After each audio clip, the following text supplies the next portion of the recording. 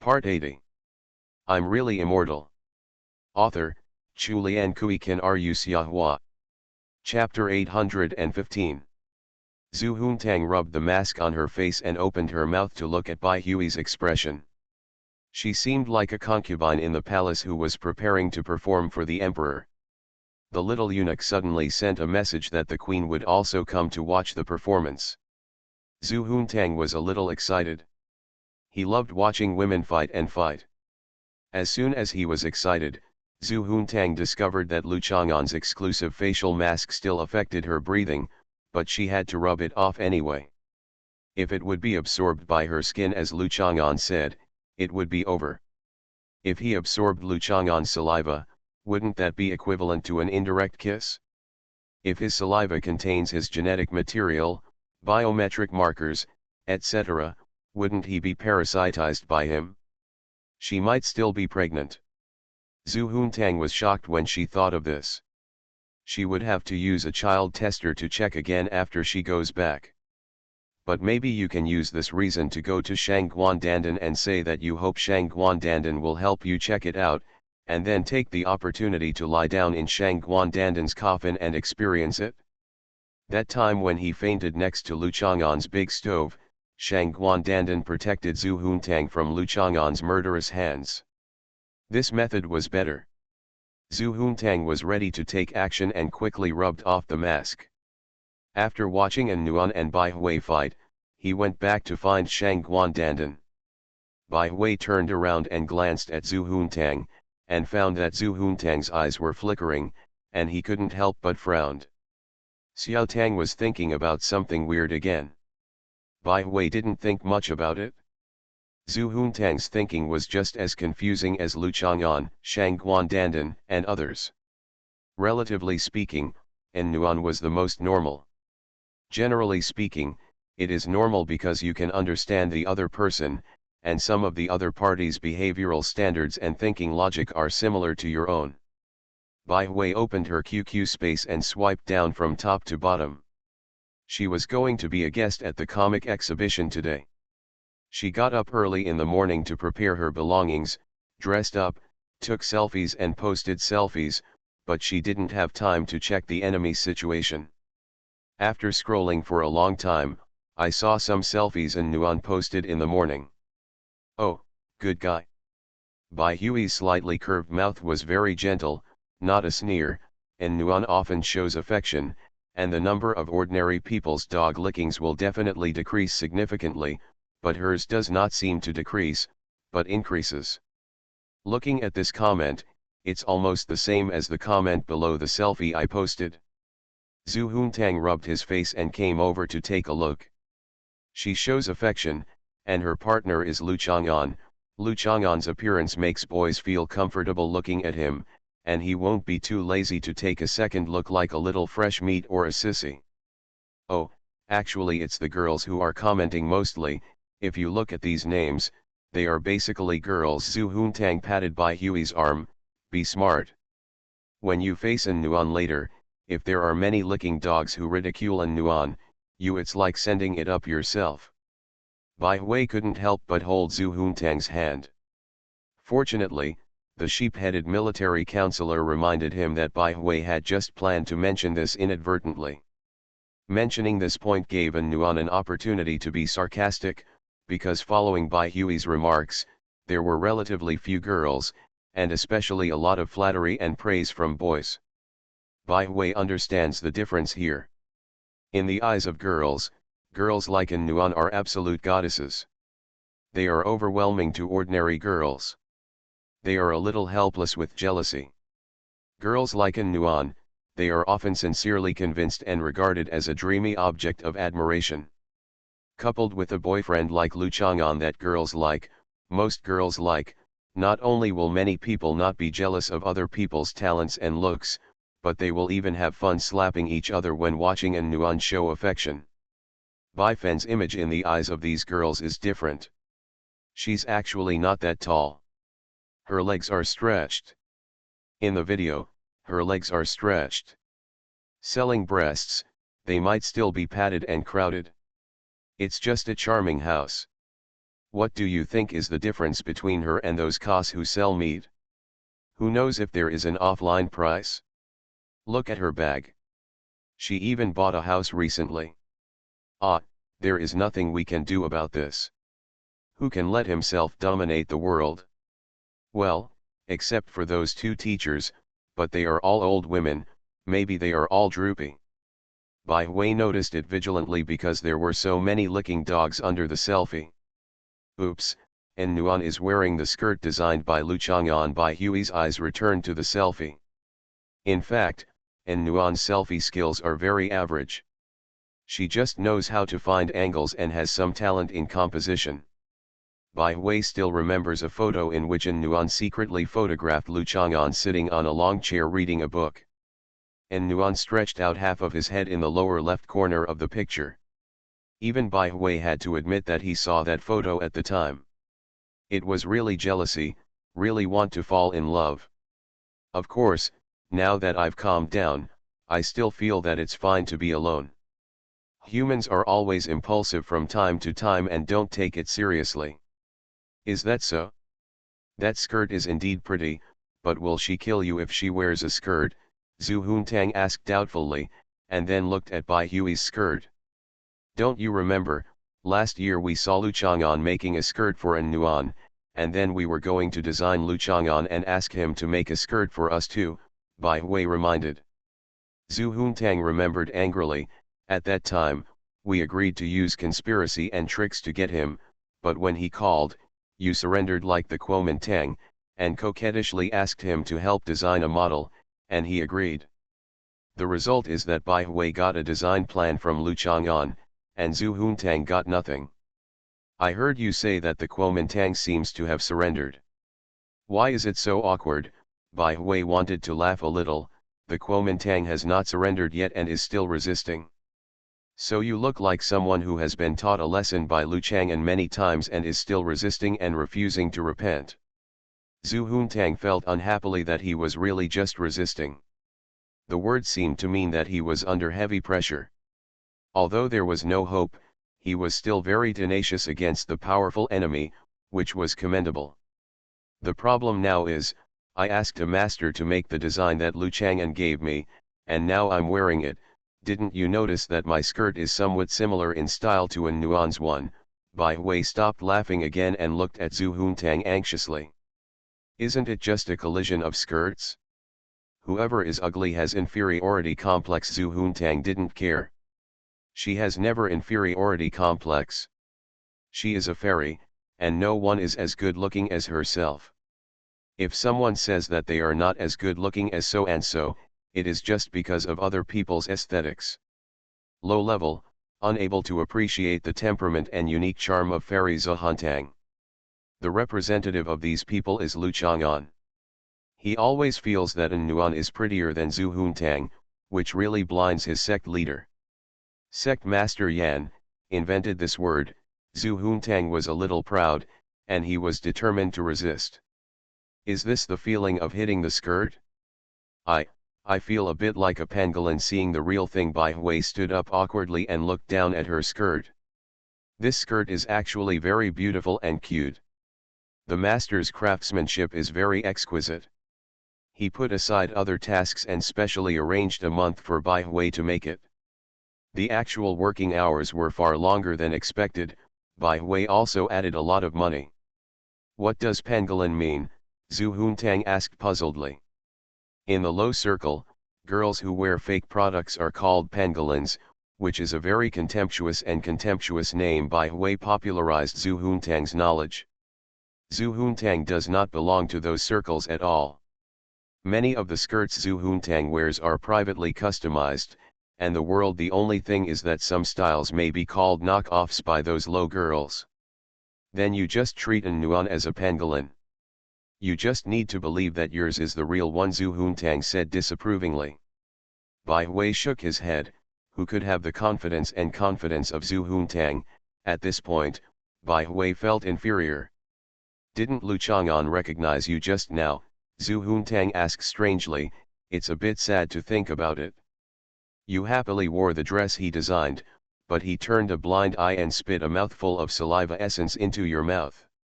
Bai Hui's face changed slightly, and her teeth were knocked against each other.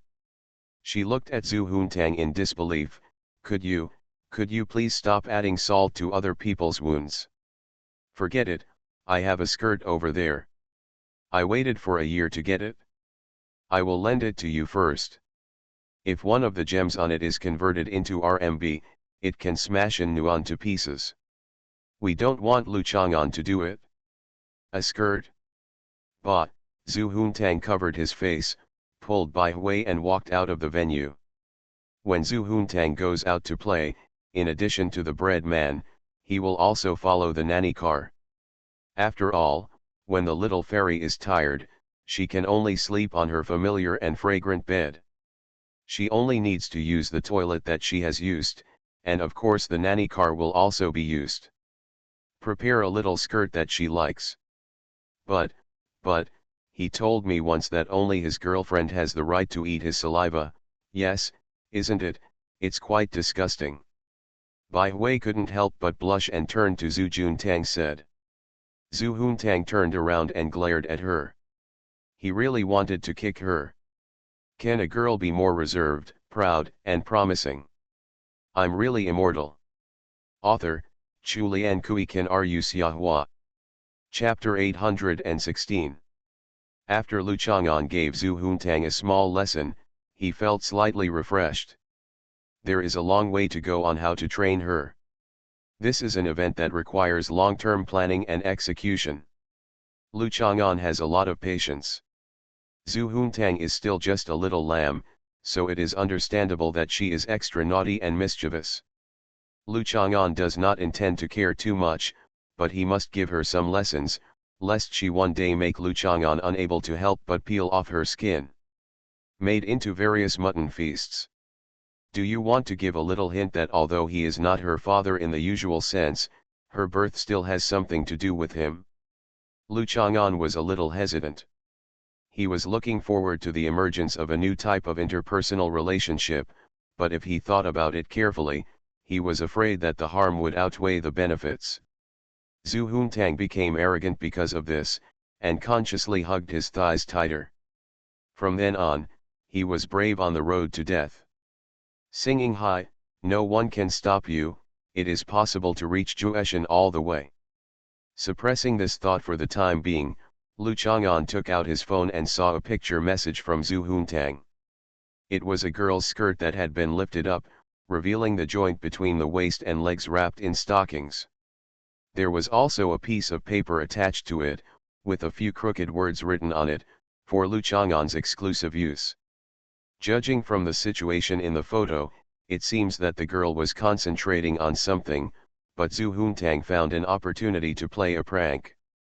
The reason why we can tell that this is a girl and not some kind of creature like a cross-dressing man is because the shape of the buttocks of men and women is very different. The female shape is plumper, with more fat, and the angle between the posterior and superior iliac crests. The angle between the two posterior superior iliac crests is only 60 degrees. Therefore, heart-shaped butts are more common among women. The representative figure is Li Hongfang. However, it is very rare for men. The representative figures are famous butts such as Captain America. Even if Captain America's famous butt is just fuller in appearance, the angle between the posterior and superior iliac crests is still unlikely to change much. Ilium is pronounced Kia, and the right half of crest is pronounced G. The crest in the bone noun refers to the elongated sharp edge on the surface of the bone. This girl was probably Bai Fen, and Lu Chang'an made a judgment at a casual glance. The emotion itself did not intimidate Zhu Huntang just now. In the blink of an eye, it was forgotten and he did whatever he wanted without having any emotions such as awe towards Lu Chang'an. Otherwise she wouldn't do such a thing. Lu Chang'an put Zhu Huntang on the blacklist and walked outside the comic exhibition venue. This is not the first time that Lu Chang'an has blacklisted Zhu Huntang. The first time she contacted Lu Chang'an, her mobile phone number was blacklisted by Lu Chang'an, and it has not been released yet, but for Zhu Huntang, Blacklisting her mobile phone number is meaningless. On the contrary, restricting her harassment on other online social tools can make her helpless. As soon as he walked out of the venue, he saw An Nuan scanning the code to buy tickets next to Bai Hui's poster. Lu Chang'an was going to miss her due to sudden blindness. Here, An Nuan shouted towards Lu Chang'an. In addition to his own little bitch radar, An Nuan's boyfriend's search radar was also very sensitive. He immediately spotted him and waved him over. Lu Chang'an came to her side. I just came out. If you go in again, you have to buy a new ticket.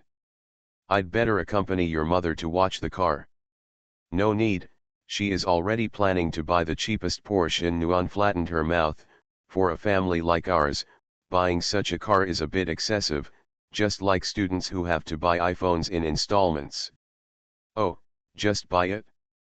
She spends her own money and is happy with it. Some people always like to express their opinions on other people's choices or private matters, but Lu Chang'an doesn't even have any ideas, let alone the desire to express his opinions. That's true. She has always wanted to buy your rice cooker, but she couldn't bear to buy it because she didn't get a suitable discount. She spent more than 600,000 yuan on a car without blinking an eye. Is this what a woman is? And Nuan clicked her tongue. Fortunately, Professor Lu is not at the bottom among professors. The normal annual salary starts at 200,000 yuan, the year-end bonus is tens of thousands, lecture fees are hundreds of thousands, and there are various extra income, endorsements, such as Boss Gao's F4 scented tea. Lu Chang didn't know Lu Yuang's specific income, so he made a casual analysis and smiled. It's just that she doesn't have any financial plan, and she spends money as she pleases, so she doesn't have much savings. Can she make so much money? And Nuan was a little surprised. Can she make so much? It feels so rich, but I don't think our family's financial situation is at this level. No matter what, I still hope she saves some money to be prepared for emergencies. So do you. Our family will also save money in the future. Our family. I like this word. Lu Chang'an put his arms around An Nuan's slender waist. It was a pity that the fabric of today's skirt did not have that gentle feeling when it touched her waist. But still slim and light, with perfect visual effect. An Nuan blushed a little, but didn't explain or hesitate to say anything. It was a matter of time. She was 19 years old this year and could get the certificate when she was 20 next year. She started to think about marriage and family. Isn't it reasonable? Save some money to be prepared and feel more secure. This is based on the psychology of ordinary people facing various life pressures and survival pressures in today's society. If you don't have money, you will often worry about a serious illness. It can destroy people's lives. Lu Chang'an did not continue. By the way, I lent Zhou Shuling 200,000 yuan once. Have you paid it back? And Nuan asked softly. Repaid. Lu Chang'an couldn't help laughing. We opened a store together. When we lent her 200,000 yuan, we gave her a bank card. Later, the money we earned from opening the store was directly transferred to that card. Inside. And Nuan pursed her lips. Her big eyes rolled under her eyelashes, and a shy smile gradually appeared on her face. What do you mean? Return the house book to me and give you the bank card. Or you can continue to hold the house book and the bank card will not be your share. Lu Chang'an smiled and said, choose one of the two. I want the house book. And Nuan still has more feelings for Lu Chang'an's house book. After all, he used it to kill Qin Yinan. If the house book and bank cards were all under the management of An Yuan, they would definitely kill Qin Yinan until he was bleeding like a river and fly into the sky. What's more, holding the house book has a symbolic meaning. It doesn't mean that An Nuan holds it, and the house belongs to An Nuan, but the bank card is too real. The two are not married yet, so they can't just hold the boyfriend's bank card in hand. Of course I won't touch the money in Lu Chang'an's bank card, but others will think that it is inappropriate for you, a girl who is not married yet, to take care of your boyfriend's bank card, and the amount in it is not small. Can make irresponsible remarks. But you can't give Chinyanan such an excuse. If you show off your house capital, Chinyanan will be pissed to death. If you show off Lu Chang'an's bank card, you will probably gain contempt. Especially Chinyanan is very rich. Maybe if she turns around and gives Lu Chang'an a bank card, she will appear to be several levels higher than An Nuan. Will Lu Chang'an ask for Chinyanan's bank card? Yes, it's really possible to ask for it, because he doesn't take the bank card seriously. Chinyanan handed it over, maybe he took it easily, or let Chinyanan leave it, and turned around and didn't take it to heart. But it was accepted anyway, and it became a fact. Then Chinyanan can use it to attack An Nuan. Your boyfriend has collected my bank card, and I have taken care of him. Do you want the bank card he collected to be given to you as well? Thinking about the contempt in Chinyanan's eyes at that time, An Nuan was about to die. What are you thinking about? It seems to be a very complicated psychological activity. Lu Chang'an looked at An Nuan suspiciously. You must have played several tricks with others in your mind and acted out a few plays, right? He's still her boyfriend, and Nuan quickly denied it loudly. No, the house is mine, the bank card will be mine in the future, and you are mine too. Yeah, Lu Chang'an nodded. But I'm yours, and Nuan whispered into Lu Chang'an's ear. Lu Chang'an turned his head and looked at her slightly shy, but more like the proud look of the little fox after catching the chicken, looking at him with vacant eyes. Stop going to the comic exhibition and acting with Bai Hui, come home with me. Lu Chang'an held An Nuan's hand and wanted to actually possess her. Hey, you must have been seduced by me, An Nuan said proudly. You were the one who seduced me before, now it's my turn to seduce you. Don't run away after teasing, and rectify the law on the spot, Lu Chang'an demanded seriously. Come on, if you catch me, An Nuan chuckled, checked the tickets, and ran into the comic exhibition venue. Lu Chang'an didn't want to enter the comic exhibition venue anymore. If he chased her, she wouldn't let him. He turned around and saw Bai Hui and Zhu Huntang walking over.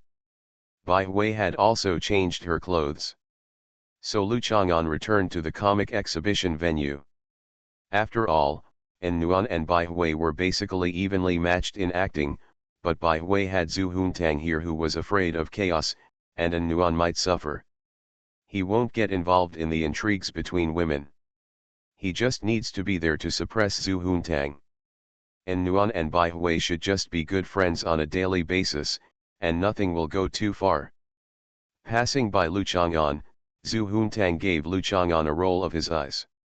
Bai Hui also gave Lu Chang'an a look, but she walked a little slower by him, lifted up her skirt, looked down at her shoes and slender calves wrapped in white stockings, and pressed her palms against the collar on her chest. Seemed to be a little uncomfortable with the weight of the skirt, twisted his waist, and then continued to walk forward. Lu Chang'an reached out and grabbed Zhu Huntang's head. I'll go in first, Bai Hui said to Zhu Huntang in a low voice, still ignoring Lu Chang'an to show that the beautiful Bai Hui was as proud as a little princess today and was still angry with him and did not want to take the initiative to reconcile. Zhu Huntang watched Bai Hui walk in, with his back to Lu Chang'an, and said expressionlessly, "Old man, can you be normal? Others call others to stop or hold them back, but you grab other people's heads. Did you know? In the past, when shepherds wanted a sheep to be quiet or stop running, they would grab the sheep's horns. You don't have horns, so I have to grab your head." Lu Chang'an also had no choice. If he had 2 horns, could he scratch her head? It is more convenient and more controllable to hold onto the horns, just like a deer is held by its horns. Zhu Huntang raised his hands, raised Lu Chang'an's palm, took himself out from under his palm, and then looked at Lu Chang'an with his hands on his hips. Why did you block me? You secretly photographed Bai Hui's skirt, does she know? She knows. I said I sent it to Lu Chang'an, and she was a little worried. She didn't know how her butt compared with An Nuan's. She heard that An Nuan's butt was nicknamed Little Volleyball. She was thinking about giving it to her. What nickname should I give her? But, so I don't care about it. Zhu Huntang frowned. What nickname do you think we should give her? But Zhu Huntang, you are really not afraid that I will make you into nutritional ingredients to supplement Qin Yinan's gestational sac? Lu Chang'an remembered that when he said this, he succeeded in scaring her for at least a long time. Zhu Huntang looked at Lu Chang'an calmly. Lu Chang'an pointed to the west. Lushan Mountain couldn't be seen here, but everyone understood what he meant. There's something wrong with this woman Qin Yinan, Zhu Huntang said. Every time I go to see her, she has to put on radiation-proof clothing. I didn't notice it at first, but then I noticed that she only wears it when I'm at her house. She doesn't usually wear it. Zhuntang put his hands on his hips. What kind of best friends are these? After knowing Qin Yinan for so many years, Zhu Huntang felt that all the feelings he had accumulated were gone. Zhu Huntang has made up his mind that after Qin Yinan's child is born, Zhu Huntang will not be the godmother of that child. Although he was furious when he saw her, Lu Chang'an still wanted to laugh a little. Her radiation protection suit is actually used to protect me. She thinks it can prevent the fairy energy I emit from infecting her children. She doesn't want her children to become fairies or bleats in the future. Fairies and bleats are obviously very good. Cute, Zhu Huntang said angrily, so even if you make me a nutritional ingredient, she won't let her gestational sac absorb it, because she thinks that will affect her child and make her child less capable in the future. Smart. Stop threatening me with this matter, it's useless. Lu Chang'an didn't know what to say for a moment. He felt that he had not thought it through well, and Qin Yinan's worry was reasonable, but he also felt that it was a bit excessive. Zhu Huntang was not, well, forget it. Hey, be good. Lu Chang'an raised his hand again and touched Zhu Huntang's head. Am I still not good? I have decided not to spit on you again. Zhu Huntang looked up at him and shouted, Baa. Baa Baa. You don't spit on me because you can't spit on me. When Zhu Huntang bleated, she did look very well behaved, but just like her bestie relationship with Qin Yinan, it was an illusion. Waiting for Zhu Huntang, when she found a method that she thought could torment Lu Chang'an, her cleverness disappeared with the wind. Zhu Huntang didn't speak or deny. He just raised his hand and grabbed his arm, took it off, held him in his arms and pulled him towards the comic exhibition venue. He had to rush there quickly, otherwise An Nuan and Bai the Fennel may be all torn apart. After all, the masters compete with each other and the point is over. Middle. Bai Hui and An Nuan had actually met at this time. An Nuan had been texting and chatting with Bai Hui, and she found some reference objects around her and told Bai Hui. Bai Hui then knew her location and came to find her. Nuan, Bai Hui saw An Nuan from a distance. After all, An Nuan always stood out from the crowd, like the weeds in the spring fields that absorbed more nutrients and grew faster than the surrounding seedlings. An Nuan turned her head, also showing a happy expression, and walked over quickly. She just raised her hand, and Bai Hui also extended her hand tacitly. The two held each other's hands tightly and stared at each other with happy faces. I really envy Bai Hui. She is so petite and cute, but has big breasts. She also has good balance and does not stumble when walking. Sometimes An Nuan is also worried about Bai Hui. What will happen if she falls to the ground? Explode like a water bag? It would be better if something like this never happens. Sometimes when girls look at girls, they simply admire each other's beauty and cuteness, and sigh in their hearts, how come there are such good-looking girls? An Nuan and Bai Hui admire each other so much. I saw your poster, it's so impressive. An Nuan talked about it again, teasingly. The organizer is so understanding, the QR code is printed here. An Nuan tapped Bai Hui's chest. Such direct teasing between girls showed that the two of them had a good relationship. I protested to the organizer, but it was useless. Maybe I only have breasts left, Bai Hui said, covering her chest and smiling sweetly. Her eyes swept over Nuan's chest. How sensitive are girls to feeling other people's glances at their breasts? Nuan straightened her waist naturally and brushed away a few strands of hair on her chest with her fingers. Breasts don't need to be big, just have a B. In fact, the average Asian woman has an A cup, and a B cup is enough. Just as Bai Hui wanted to comfort Nuan, she suddenly realized that Nuan had grown considerably. Bai Hui shrugged her shoulders slightly, a little surprised at this change. Could it be that Nuan has grown again? It's just that I'm not entirely sure now. After all, squeezing, patting, and some magical operations can often give people the feeling of being completely transformed. Yeah, Nuan looked at Bai Hui's surprise. She was more than B. She smiled slightly. She didn't want to show off so much. She just reported the cup size. That was so vulgar. I hope Bai Hui can understand what a boyfriend is. Bring the big one with one hand. Alas, it's a pity that Bai Hui may not have this kind of awareness, and even if he does, he may not say it to satisfy Nuan. How much of Lu Chang'an's credit does this have? To Nuan's surprise, Bai Hui showed a teasing and silent smile.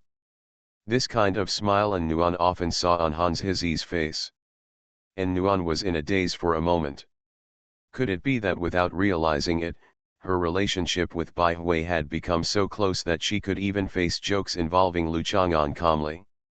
If I were the girl who had a crush on Lu Chang'an, it would be as uncomfortable, painful, and anxious as a man coming home and finding his wife's ex-boyfriend's shoes at the door, right? Nuan suffered a myocardial infarction at the airport because she couldn't tell whether Lu Yuang was talking about laborer or husband. What are you talking about? What does this have to do with him? In fact, I just follow my mother, and my mother also developed late. Now that Bai Hui has understood, there is no need for Nuan to emphasize this point again. It is very vulgar. I recently read on the internet that after the A4 coins on the collarbone, ballpoint pen, and other tests, the new test requirements say that girls must be able to hold a gun and carry a stick. Bai Hui lowered his voice and laughed shyly after saying it, covering her mouth and still smiling like a trembling flower. I haven't done it, Nuan quickly clarified seriously, and then slapped Bai Fen with a smile. It's too dirty. I saw that when they showed off these standard tests in the past, they even posted pictures. I can't post this anymore, right? Don't underestimate. Bai Hui was about to speak, picked up the phone and took a look. Hey, where is my phone? Why am I holding Xiaotang's phone? Seeing Bai Hui sliding Zhu Huntang's phone around, unable to unlock it, Nuan took out her own phone and said, let me check it for you to see if it's lost and someone found it. Bai Hui had no choice but to wait for Nuan to dial the number, while frowning and recalling, I remembered to bring it with me. Hey, look at my memory, last time I wore a hairpin and looked for it for a long time, and finally found that it was not with me. On the bangs. At this time, both Nuan and Bai Hui heard a shaking sound. Nuan looked at Bai Hui, who lowered his head. Ah, sometimes it's really easy to forget if you leave it here. Bai Hui patted his head and looked like he had no choice. He reached into his collar and pulled out the phone, smiling sheepishly. The main thing is, well, this phone is a bit small, I can't feel it. Small phone? Isn't yours the new Apple X released in November 2017? As expected of someone who uses X, he has nothing to say except awesome X. If a mobile phone is small, what is big? Of course, Nuan understood Bai Hui's deeper meaning and came to his senses. No wonder he took the initiative to say how much Lu Chang'an had contributed, and then brought the topic to the body standard of a man with a gun and a stick. All to set up this scene. Nuan took a deep breath. She was careless today and came to the comic exhibition happily.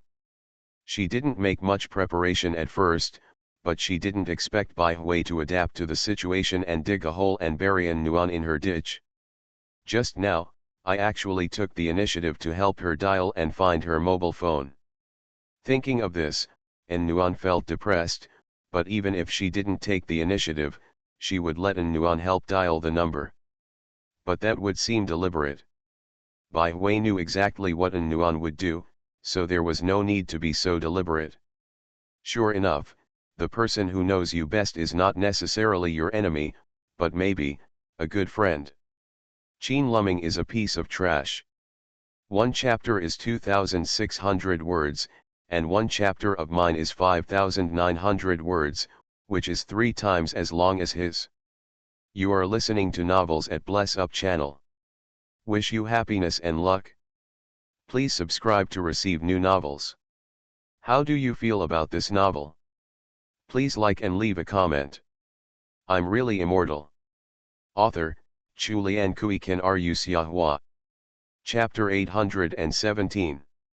When Zhu Huntang and Lu Chang'an entered the comic exhibition venue again to look for Nuan and Bai Hui, Nuan and Bai Hui had already ended their conversation with guns and sticks for a while. The two of them were holding hands, laughing and watching a group of people in black practicing dance. The leader of this big man is called Gao Xiao. The guard is the head of this group of people. Hi, Gao Xiao. Bai Hui waved to Gao Xiao from a distance. Miss Bai, please guide me, Gao Xiao shouted and bowed to Bai Hui. You guys should practice first, Bai Hui said with a smile. Yes, I will definitely not embarrass you. Gao Xiao turned around and greeted the group of men in black. Miss Bai, please rest assured, the people in black shouted in unison. Looking at their temperament and momentum, Nuan remembered the time she went to the hospital and met Zhu Huntang and the 2 bodyguards who followed Zhu Huntang. It's really grand, Nuan said with a smile. Objectively speaking, in the ACT cultural circle, those who can mix up to Bai Hui's level should already be the best. It was all arranged by Xiao Tang. Although she usually likes to fool around, she is actually a kind-hearted person and very enthusiastic. She arranged this group of bodyguards to dance with me just to attract more attention. In fact, this group of people, the combined salary is said to be more than that of Madonna's sky-high-priced dancer troupe, Bai Hui said with some thanks and some helplessness. Then this is better, and Nuan thought of the video of Madonna's performance she had seen. The style of that dance group was a bit coquettish and I couldn't appreciate it. Watching a serious and calm masculine man dance like a fool is more interesting than watching a high-level dance performance by a group of people who can't tell the difference between men and women, an ordinary person's perspective full of traditional prejudice and narrow aesthetics. While the two were chatting, someone came to take a photo with Bai Hui and Nuan. Nuan was a little surprised. She didn't expect someone to take a photo with her. After all, she was just here to watch the exhibition. Bai Hui explained to Nuan that at the comic exhibition, everyone did not just find the guests to take photos with the coser. When they saw the beautiful young ladies, many people also wanted to take photos. In such an occasion, everyone was much more active and enthusiastic, unlike on the street outside. If you see a beautiful girl, you will only look at it a few times, and you will rarely ask for a group photo or take some photos of the other person. Nuan happily took photos with everyone. She found that just like taking photos with her friends and classmates, the girls who came to take photos with her all liked to stand on tiptoes. There was a tall, thin boy wearing a Wii team uniform. After taking photos with Nuan and Bai Hui separately, he wanted to take a photo of Nuan and Bai Hui. The corner of Nuan's mouth curled up slightly. Bai Hui's outfit was particularly fierce today. Even though she had prepared herself, she was still at a disadvantage in comparison. Bai Hui put her hands behind her back, leaned forward slightly, and stood on tiptoe. She glanced sideways at Nuan and found that Nuan was looking at her with a smile on her lips. So Bai Hui also smiled, and the two of them nodded in agreement. The boy came closer. Generally, the focal length of a mobile phone is equivalent to the standard 28 mm of a full-frame camera, which is relatively wide. As long as the angle is good, it can often produce the effect of elongating the body. Bai Hui and An Nuan stood side by side. Bai Hui habitually stretched one leg forward with the instep straight, so that the length of the instep could be used to visually extend the entire leg. Most people look at photos and look at women. The child's legs are long, visually from the toes to the thighs. No one would cut off the instep to judge how long her legs are. At this time, An Nuan's eyes swept over Bai Hui's outstretched leg. When Bai Hui noticed her gaze, he looked away as if nothing had happened. There was no movement after the legs were brought together. Bai Hui pursed her lips. The look in An Nuan's eyes just now must have meant, boy, even if you pin your legs to the Xiangjiang River, will your legs look longer than mine? Bai Hui hurriedly thought about it and planned to take 2 steps forward and use the near large and far small photo effect to make herself appear taller. At this time, the boy had already finished taking the photo and said thank you to An Nuan and Bai Hui. Turned around and left. Bai Hui raised his hand, but it was impossible to ask someone to take another photo. He couldn't help but grit his teeth. If this photo was posted on Weibo or posted on a post bar, others would definitely comment, look, all of Bai Hui's videos are there. It was a leg stretching exercise, and she was as short as a child when the photos were taken on site. It's so unfair. Looking at the entire venue, there are several girls standing with An Nuan, aren't they like children? Bai Hui thought for a while, and once again came to her senses. It seemed that she could only take a preemptive strike. She took a few more photos of An Nuan and sent them to Weibo. At the same time, she marked An Nuan as a volleyball player and a beautiful volleyball girl, so that others would know that Bai Hui and An Nuan were. Why do Nuan look so short when they stand together? Hey, the effect is actually not big, but it is better than nothing. Let's take some more group photos. Bai Hui turned around and looked at An Nuan with a smile.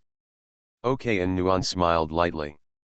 When Zhu Huntang took Lu Chang'an to find Bai Hui and An Nuan, he saw Bai Hui and An Nuan taking pictures and playing in a friendly manner. Zhu Huntang and Lu Chang'an looked at each other and saw the confusion in each other's eyes. This is a superficial phenomenon. Maybe every movement of their eyebrows, eyes, and mouths contains the light and shadow of swords. Zhu Huntang analyzed with certainty, their bodies look intact, but their hearts have gone through a great battle, and their blood is flowing. It became a river, filled with blood, and many sticks floated. Blood flows in the pestle. The pestle here refers to the stick used to beat clothes. Lu Chang'an pinched Zhu Huntang's face and said, you have no knowledge and no skills. I just forgot how to pronounce that word. Zhu Huntang touched his cheek and wondered, but why does the word pestle refer to the many Koreans who beat their clothes? I thought it was a stick. Lu Chang'an took a deep breath, and regardless of whether she really thought so or was deliberately angry with him, he walked over to An Nuan and Bai Hui's place. Zhu Huntang quickly followed and asked, why are they the Koreans who beat their clothes? What did the Koreans do to make them float in blood? If this idiom refers to ancient wars, doesn't it mean that there were Koreans in ancient China? A share of others? No, the Koreans here are not the Koreans in Looking for Chin, then the Koreans in Looking for Chin are also Chinese. How can we call them Bangsa? We generally refer to South Korea as Bangsa people. Lu Chang'an turned around and spat on Zhu Huntang's mouth, forming a film to seal her mouth. Zhu Huntang was so angry that he was about to burst into tears. This bad old man. What I regret even more is why I created the alpaca skill. If I hadn't used the alpaca skill first, this bad old man wouldn't have spit on me again and again. Mad. Zhu Huntang was so angry that he stopped looking for Bai Hui. He ran out of the venue angrily and stopped playing with them. Unless Lu Chang'an had something interesting to do, he would think about it again. Hi, you're here. Bai Hui saw Lu Chang'an coming over through the camera lens of her mobile phone, put down her mobile phone, and smiled at him. Her smile was very flat, and the sparkling brightness in her eyes disappeared without a trace. She watched An Nuan hold Lu Chang'an's arm and chirp in his ear. A little bit envious, maybe. After watching Bai Hui's guest performance, 20 people in black danced with Bai Hui, which was more shocking than Bai Hui's dance itself. Not to mention whether they danced well or not, they danced, taking off their suits and shirts. The buttons were opened, revealing muscles full of explosive power, causing the whole audience to scream. Zhu Huntang's arrangement is a bit overwhelming, but it can still add a lot of traffic and popularity to Beifan. There are also many sour voices, who will accuse these men in black of selling meat, and even accuse Bai Hui of insulting dance for the sake of popularity and traffic. These men in black are just dancing blindly and can't keep up with the time. It will even disrupt Bai Fen's own rhythm. There were so many voices against Bai Hui that it was impossible for her to explain them all, not to mention that this was Zhu Huntang's arrangement. Bai Hui could not say anything to Zhu Huntang just for the sake of the voice on the internet. With a best friend of Zhu Huntang's level, it was impossible for her to bring her the benefits given to white fennel are very real. At noon, Zhu Huntang called Bai Hui to have lunch together. The kitchen car brought lunch. Zhu Huntang and Bai Hui took a lunch break in the nanny car. Zhu Huntang originally wanted to call Lu Chang'an, but Lu Chang'an had not yet used fun things to appease Zhu Huntang. Out of anger, Zhu Huntang stopped playing with him for the time being. Lu Chang'an and An Nuan went to find Lu Yuwang and Professor Ling. Although Lu Yuwang had already chosen a car, he still walked around with interest for a long time, and then Professor Ling was a little tempted. Professor Ling's family is a couple with a good income. Professor Ling's husband, Professor Han, drives a new SUV that has not been bought for a long time. Professor Ling drives an old Mercedes-Benz that her husband has retired. Some of them are old enough to change cars. When Lu Yuwang proposed that the two of them buy the same car model. This proposal especially made Professor Ling impulsively agree. She told Professor Han, but she didn't mean to discuss or ask for money. Equality between most couples comes not only from concepts, but also from economic equality. Professor Ling does not need to ask Professor Han for money. Buying a car is just a matter of informing each other as a couple. Aunt Ling, when my mother first wanted to buy that car, didn't you work with me to persuade her for a long time? You counted 8 reasons not to buy it. Why did you rebel when I went out for a spin and came back? And Nuan looked at Professor Ling in disbelief. I can't stand what your mother said. Professor Ling was a little embarrassed and pushed Lu Yuwang out as an excuse. Women live for impulsive consumption. Women who cannot impulsively consume are unhappy. Lu Yuwang randomly found a sentence he saw on a public account recently. And Nuan didn't have much to say. It was okay to spend impulsively. Don't be impulsive about other things. Whatever happened was fine. By the way, there was a CEO of an internet electric car company who personally invited us to test drive their car. We felt pretty good. As we chatted, that person wanted to invite Lao Lu to be a consultant for their company, saying that they were planning to integrating traditional culture into brand culture and building a cultured car brand will make people no longer think of the smell of gasoline when talking about cars, but the smell of books. Professor Ling changed the subject. Choosing which car to choose is just a trivial matter. This kind of thing is what everyone thinks. More concerned. Lu Chang'an couldn't help but laugh. As expected of someone who works in this industry, he can really fool people. Of course, there are indeed people in this industry who are really building cars and doing practical things. Lu Yu caught Lu Chang'an's smile from the corner of her eye and rolled her eyes at him. Mom, is this the drunkard's intention and not in the bar? And Nuan has long been used to it. Professor Lu is really very lethal to those rich people who are middle-aged and have successful careers. When many people have social status, wealth, and power, they often hope to have a wife like Professor Lu, only then can they feel that life is a complete state. When rich people find wives like beautiful celebrities, their friends think that they just like to play and want to have fun. Only those who find a wife like Professor Lu will be envied. He took a fancy to my talent, didn't he? He had to think about it. Lu Yuwang waved his hand. he just talked casually and didn't even ask for our contact information. Do you think he is your mother or just a flower? Everyone loves you. After chatting for a while, we went home after dinner. Lu Yuang felt that he didn't have much time to drive this Volvo anymore, so he drove around in a commemorative way, first taking Lu Chang'an home, and then driving home. Lu Chang'an originally planned to take the subway back home, which would be faster, but Nuan and the others took another route to Hexi to avoid running into traffic jams. After Lu Chang'an got out of the car, he looked up at the sky. People nowadays always lower their heads and can only see the small area on the screen of their mobile phones. Although the small area on the mobile phone screen gives people the feeling that they can have a glimpse of the vast world, but if you ignore everything around you, what is the use of having a glimpse of the vast world? At this time, Lu Chang'an's cell phone rang several times. It was a message from Bai Hui. Lu Chang'an glanced at it. Bai Hui's message was, "Why are you so skilled?" Lu Chang'an didn't understand and replied, "What do you mean?" Bai Hui quickly replied, "This is Bai Jia's joke, I mean, you spit." Xiao Tang said that in the end you spat at her again and sealed her mouth, but she didn't spit into her mouth. And didn't get your privileged saliva.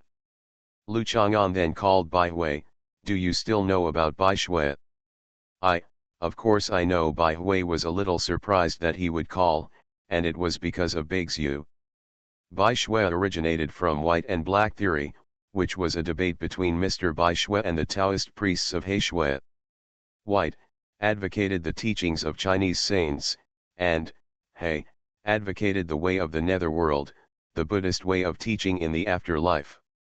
At that time, since the Han Dynasty, the influence of Buddhism has been deeply rooted, and it will inevitably conflict with the local beliefs.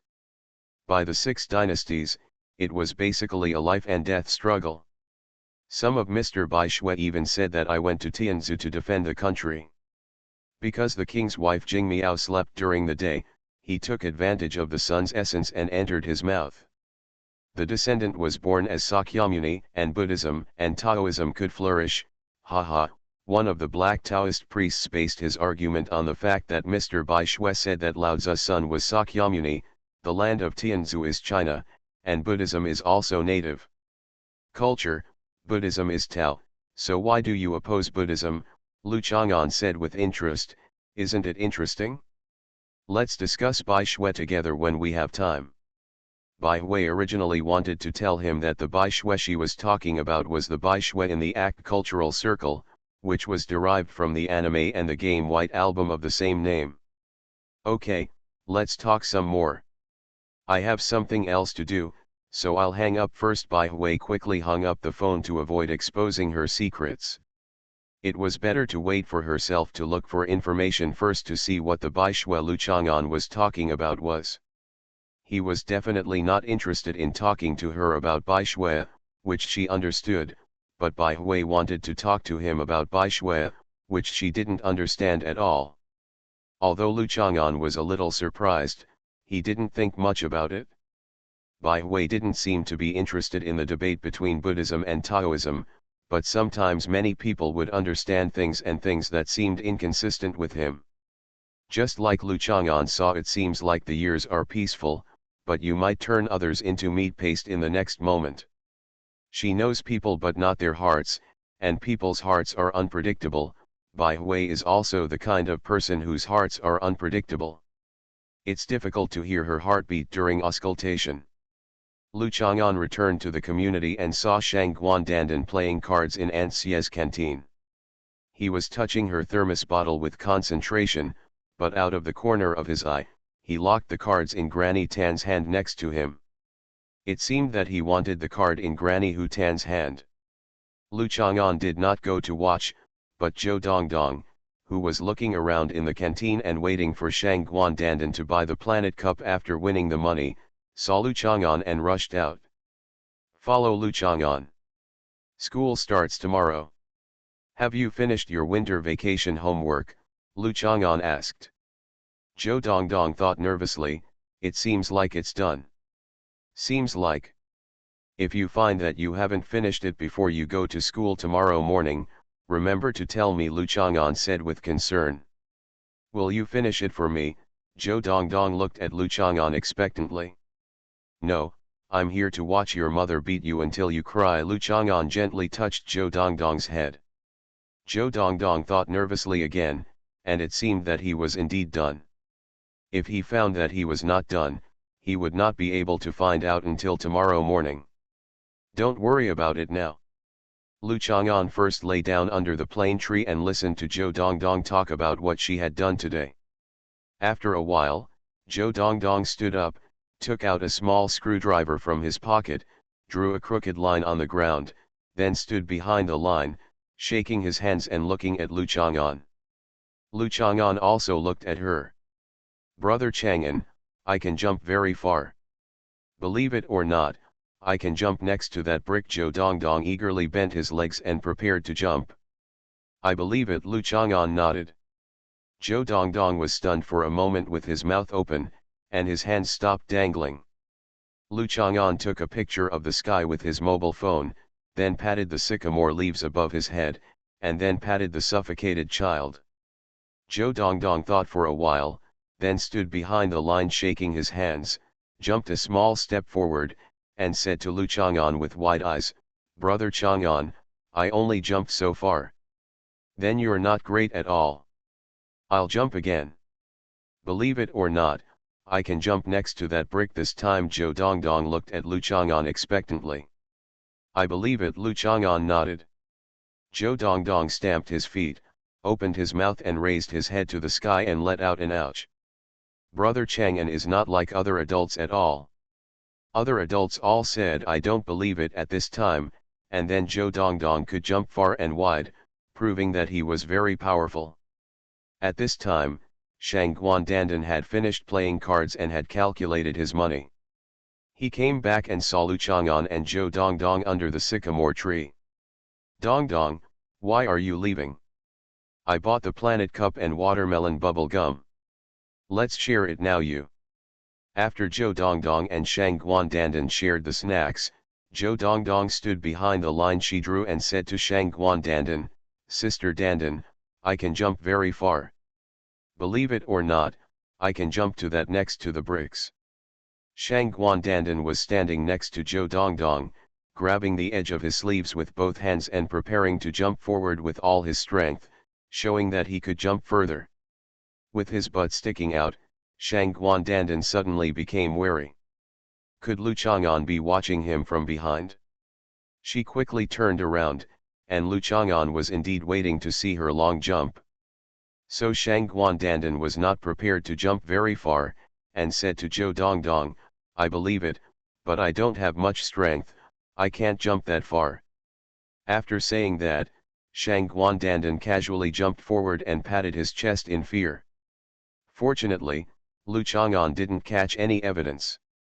He was still a weak and powerless queen mother. He couldn't catch her and hum her. Live. Zhou Dongdong went to eat the Planet Cup glumly. Seeing Zhou Dongdong finish the Planet Cup, Lu Chang'an came to the conclusion after thinking carefully, Zhou Dongdong, I think you didn't eat just now, so you only jumped so far. You can jump again. If you can jumping that far means you have eaten enough, and you can't have any more brazier barbecue tonight. If you can't jump that far, I will take you to have brazier barbecue tonight. Zhou Dongdong stood still. Jumping so far means that you are a very good kid, but there is no barbecue to eat at night. Not jumping so far means that you are not very good at all, but you can have barbecue to eat. After a while, Zhou Dongdong stood behind the line and jumped forward slightly. Maybe this is the difficulty of having a child. There is no best of both worlds, so Zhou Dongdong made a choice. Proving that you are great is not as important as eating barbecue after all. Lu Chang'an smiled, went to find an iron bucket, and cut a few ventilation holes in the bottom of the bucket. Brazier barbecue and tandoor barbecue are somewhat similar. Barbecue, it always changes from the same basic principle, which is to grill over fire. Different grilling methods are more about fun and eating methods, and have no decisive impression on the taste. This iron bucket can be used to hold things. It's a waste, Shang Guandandan said after watching him finish cutting. It not only showed that she was a queen mother who knew how to save and live, but she was not really obedient and refused to do the brazier barbecue. It's a tool, of course, there are very few times when he is really obedient, but he still needs to be on guard. Lu Chang'an glanced at her but said nothing. Zhou Dongdong collected the iron sheets that Lu Chang'an had cut and saved some to exchange for money. Although Zhou Dongdong never saved enough scraps, every time he met the old man who collected scraps, he took them away directly. Then he said that he would remember it for Zhou Dongdong, and when he had saved up enough money, he would give it to Zhou Dongdong. Zhou Dongdong always looks forward to it every time she sees the old man coming to collect scraps, even though she usually doesn't remember this. Zhou Dongdong, Shang Guandandan, and Lu Chang'an are so interesting. I like them so much. I'm really immortal. Author, Chu Lian Kui Kan Ru Xiahua. Chapter 818. Lu Chang'an quickly made a brazier for barbecue. Below it was an iron bucket containing charcoal, and a pot ring was added around the upper edge of the iron bucket. The pot ring was the side of a cast iron pot that Lu Chang'an had used before. The bottom of the pot was perforated. It was considered a reuse of waste. It was a bad pot in the first place. Shang Guandandan couldn't find an entry point to show that he knew how to save and live, so he had to go with Zhou Dongdong. Collecting the scrap metal that Lu Chang'an knocked down, and hoping to sell it for money. The Queen Mother understands life so well. Shang Guandandan walked a few steps with his head raised, nodded, and praised himself. After making the barbecue utensils, Lu Chang'an took the two villains to buy ingredients. He remembered that he saw shark intestines and pork sausages for sale in the supermarket last time. He didn't know if they were still available today. As the name suggests, shark intestines are the intestines of sharks, but pork intestines are not actually pig intestines, they are pig fallopian tubes. Broiler sows are castrated when they are young. The fallopian tubes are of no use and their function has deteriorated, but they will still grow and remain. They just look like intestines.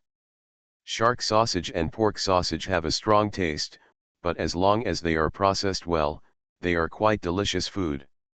Shang Guandandan was holding an environmentally friendly shopping bag. She got it when she, Old Man Qian, Old Man Qin, Old Mrs. Lu and other community members went to attend a health lecture event, although the organizer of the event was not very willing to give away the event gifts. It was given to her, but she still relied on the majesty in her eyes to get it. Eggs are basically a must-have in many health lectures, and Shang Guandandan also got them. When she took Zhou Dongdong to participate in an event, she found that the health lecture event had changed places, and Shang Guandandan and others were not notified. Other people in this community are waiting, because for a long time people in this community have only received gifts and never bought their health products.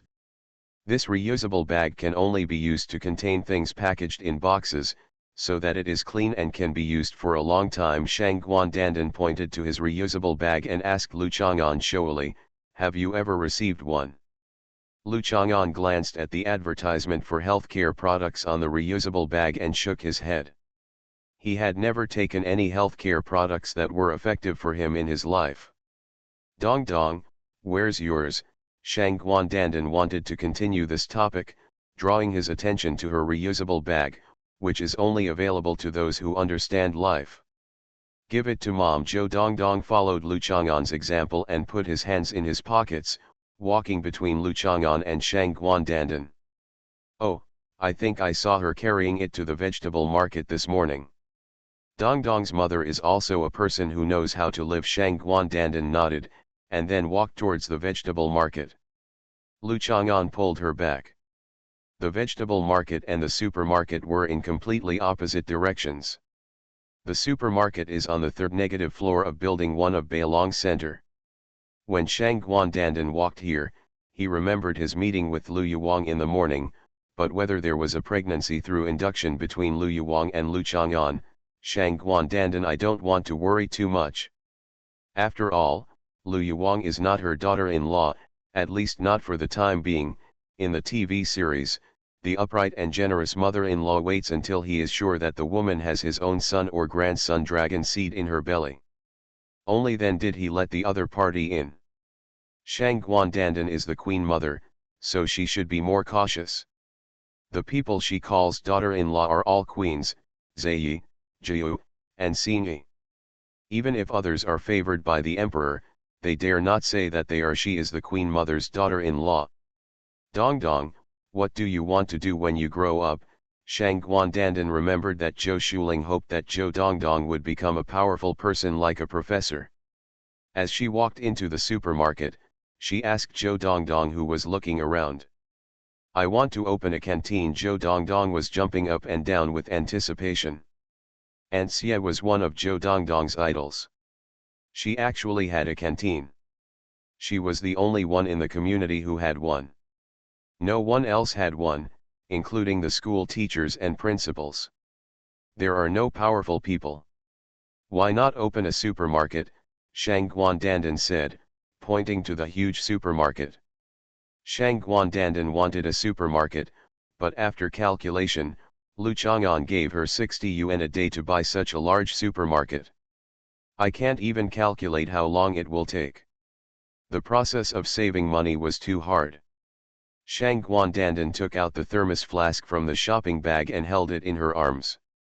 She remembered the process of saving money to buy an electric pony car, but the electric pony car was not around, so she felt the thermos flask. The supermarket is too big, I can't finish it. Zhou Dongdong lowered his head and looked at his stomach. There was nothing he could do about it. The supermarket was much bigger than the spider restaurant. Lu Chang'an touched Zhou Dongdong's head. He was indeed a smart and brave child. He already understood that manpower is sometimes limited. He was not greedy and knew that his abilities were limited. It's a pity that it's not convenient now, otherwise I could give Zhou Dongdong a show, a supermarket in one mouthful, and he would definitely be worshipped like a god. I'm going to open a card shop next to your canteen in the future, do you agree? Shang Guandandan said to Zhou Dongdong. When the weather was nice, everyone would sit under the vine trellis and set up tables and chairs before playing. But now we play in Aunt Xie's canteen. Aunt Xie boils some hot water and gets paid for it. Shang Guandandan pays for the water every time. I feel a little distressed when it comes to money. How much does it cost to save up? Shang Guandandan felt that this was a large number that was difficult to calculate. Although Shang Guandandan was a weak queen mother with little strength and could not do a lot of work, she was still able to boil water. She had to boil water every day anyway. Lu Chang'an paid for the briquettes to boil water. As long as he boiled some water, he could hold the thermos pot and draw water money every day. Just thinking about it makes me feel happy. He has worked and made money again. Lu Chang'an will definitely impress her and his status in the family will rise sharply. Maybe Lu Chang'an will take the initiative to pat her head to show her kindness. Okay, Brother Chang'an's rice noodle shop is opened in the middle of our shop.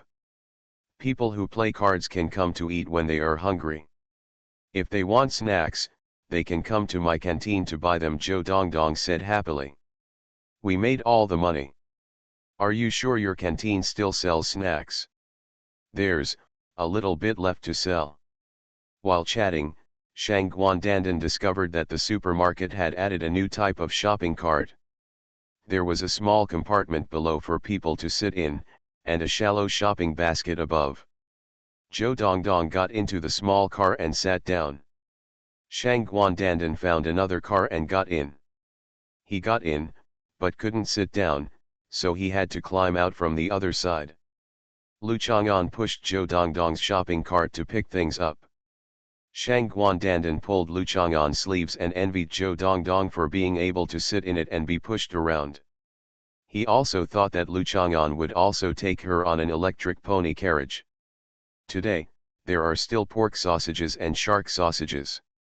After all, few people eat these. These two dishes are also rare in restaurants. Shark sausages are actually more delicious when stir-fried than barbecued. The same is true for pork sausages, but they are not too big gap. Lu Chang'an bought 2 more barbecue irons with wooden handles. In fact, large green bamboo strips are often used to thread ingredients during brazier barbecues. If Lu Chang'an had found a bamboo forest in the past, cut a bamboo and dragged it back to make some with a bamboo knife. Red willow branches can also be used. When mentioning red willow branches, most people think of XJ's red willow branches and mutton skewers. In fact, there are many red willow branches in the south. They are very powerful when burned and are very good firewood. The red willow tree is an ornamental plant in Juncha. It is an unqualified act for Lu Chang'an to cut down the red willow branches. However, he has always been a qualified person, so of course he would not do this. Burying the body under the red willow tree is more romantic. Poems related to willows there are also many, so you can recite many poems to pay homage to the deceased, so that the deceased can get better comfort. As for the red willow tree, which is a shrub, and the green willow tree for which poets often write poems is a weeping willow tree, there is no need to pay too much attention to this. If someone sees Lu Chang'an reciting a willow poem under a red willow tree, there is no need to go to the school to learn about red willow trees and the difference between green willows. Otherwise, it is possible for the body to be buried quietly and have to lie quietly under the red willow tree with other corpses and listen to him chant falling flowers are you do, and weeping willows are brushing the wheel. Lu Chang'an bought the ingredients and the curling iron that Shang Guandandan strongly hoped to get, and then called Zhou Shuling. Zhou Shuling and Li Hongfang went to Hexi to prepare for opening a new store. Now they are rushing home and are already on the subway. Lu Chang'an went to check out and saw the beer on sale next to the cashier. He couldn't help but think of Zhou Shuling, who bought 2 boxes of beer that was about to expire last year. In the end, he didn't drink much. Most of it was used for cooking. When making beer duck is more big and need a lot of beer. Shang Guandandan took a box of mints next to the cashier and put it in the basket. He was a little worried that Lu Chang'an would ask her to pay for the box of mints, so he put the curling iron that he had been holding in his hand in the storage area of the cashier and pulled it first. Zhou Dongdong went out. Back home, Zhou Shuling was waiting for them downstairs, letting Shang Guandandan and Zhou Dongdong play downstairs, and went upstairs to make barbecue meat skewers with Lu Chang'an. When Zhou Shuling and Lu Chang'an went downstairs, they found that Shang Guandandan and Zhou Dongdong had already lit a fire in the iron barrel, but they used briquettes, sticks, homework books, wooden boards and other things, making it filled with smoke. So Lu Chang'an had to put out the fire, clean the iron bucket, and then relight the charcoal and put it in. Lu Chang'an didn't blame them. One was a clever and brave child, and the other was a little old lady who was indifferent to her family and friends. How could they be expected to do anything serious? I'm really immortal. Author, Chulian Kui Kan Ru Xiahua. Chapter 819. The blazing charcoal fire in the center of the brazier is the essence of winter barbecue. Just like hot pot on a snowy day, it always gives people a sense of comfort and happiness to dispel some of the cold. It would be great if it snowed a little at this time. Lu Chang'an thought for a moment, who is the god in charge of snow? King Visui, or Shaihao, who is in charge of winter, Bihai Guangzhuang Aishun, etc. Lu Chang'an doesn't know these people. There was a man named Teng Lu whom Lu Chang'an knew. He was the king of the Teng kingdom. He later became the god of snow for some unknown reason, but Lu Chang'an knew that he could not make snow at all.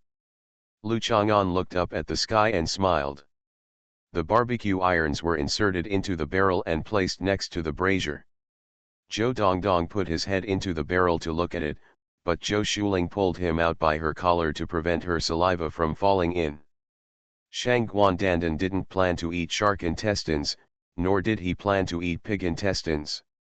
No matter how Lu Chang'an explained that they were not actually pig intestines, Shang Guandandan didn't believe it. He wanted to frame her again. Shang Guandandan touched the thermos bottle and drank it. He took a big sip of champagne and poured a full glass for Zhou Shuling. Zhou Shuling likes to drink rice wine the most, but she heard that Shang Guandandan's champagne water is very expensive, so Zhou Shuling wants to try it. It feels really delicious, and she is a little worried that Shang Guandandan is drinking wine from a thermos every day. Will become a drunkard. The four people sat down around the stove, with small stools placed beside them to place dipping dishes and drinks. Everyone's cheeks were flushed by the strong firelight. Lu Chang'an first picked up a skewer of beef and started roasting it. The beef skewers at the barbecue stall only taste like condiments, because due to cost considerations, it is impossible to use good local yellow beef. At present, all kinds of domestic beef are much more expensive than ordinary imported beef. And the taste is much better. Restaurants often use beef to make high-priced dishes. The taste and meat quality requirements they pursue are completely different from the beef used to make barbecue. Lu Chang'an now uses yellow beef. Yellow beef often gives people a real beef taste. It is not tender and tender, as if it has been added with starch or meat tenderizer. It is slightly tangy and chewy. There is juice between the shredded meat, the color will not turn black after roasting, and its meat flavor will not be masked by the seasoning, but will be stimulated more intensely. For Lu Chang'an, eating a large piece of yellow beef is definitely more enjoyable than cutting it up with a knife in a restaurant. Roasting the yellow beef first is an important ceremony at the beginning of the barbecue event, Lu Chang'an said to the others. But Zhou Shuling was the only one who obeyed. She also took a bunch of beef skewers and grilled them next to Lu Chang'an's. Shang Guandandan was grilling a white sausage, and Zhou Dongdong was holding a lamb chop in one hand and a mutton in the other. Legs, but she had absolutely no idea what to do with the lamb chops and legs, holding them in her hands first. Lu Chang'an and Zhou Shuling's yellow beef was cooked, but Shang Guandandan and Zhou Dongdong's were still inedible. Zhou Shuling gave her roasted yellow beef to Lu Chang'an to eat, and said to Shang Guandandan and Zhou Dongdong, "I'll help you guys roast it, Dandan. Your sausage can only be roasted slowly, otherwise the outside will be burnt and the inside will not be cooked yet." "It's been a long time since I've eaten roasted camel," Shang Guandandan said with some emotion, and gave his white sausage to Zhou Shuling. His daughters-in-law were more heartwarming. Dongdong's mother would roast the sausage for him. If he wanted to eat camel, Yaya has arranged it. The man next to him only held the roasted and fragrant yellow beef, put it in front of Shang Guandandan and Zhou Dongdong's noses, let them smell the aroma, and then stuffed it into his mouth. "Can you express something that fits our ordinary family? Why haven't you eaten roasted camel for a long time?" "I haven't heard anyone say this in the past few hundred years." Lu Chang'an didn't want her to go to Qinyanan or Zhuhongtang to eat camel again. Although this matter is very simple for Qinyanan and Zhuhongtang, and can be arranged in one sentence. If you can avoid troubling others, try not to bother others.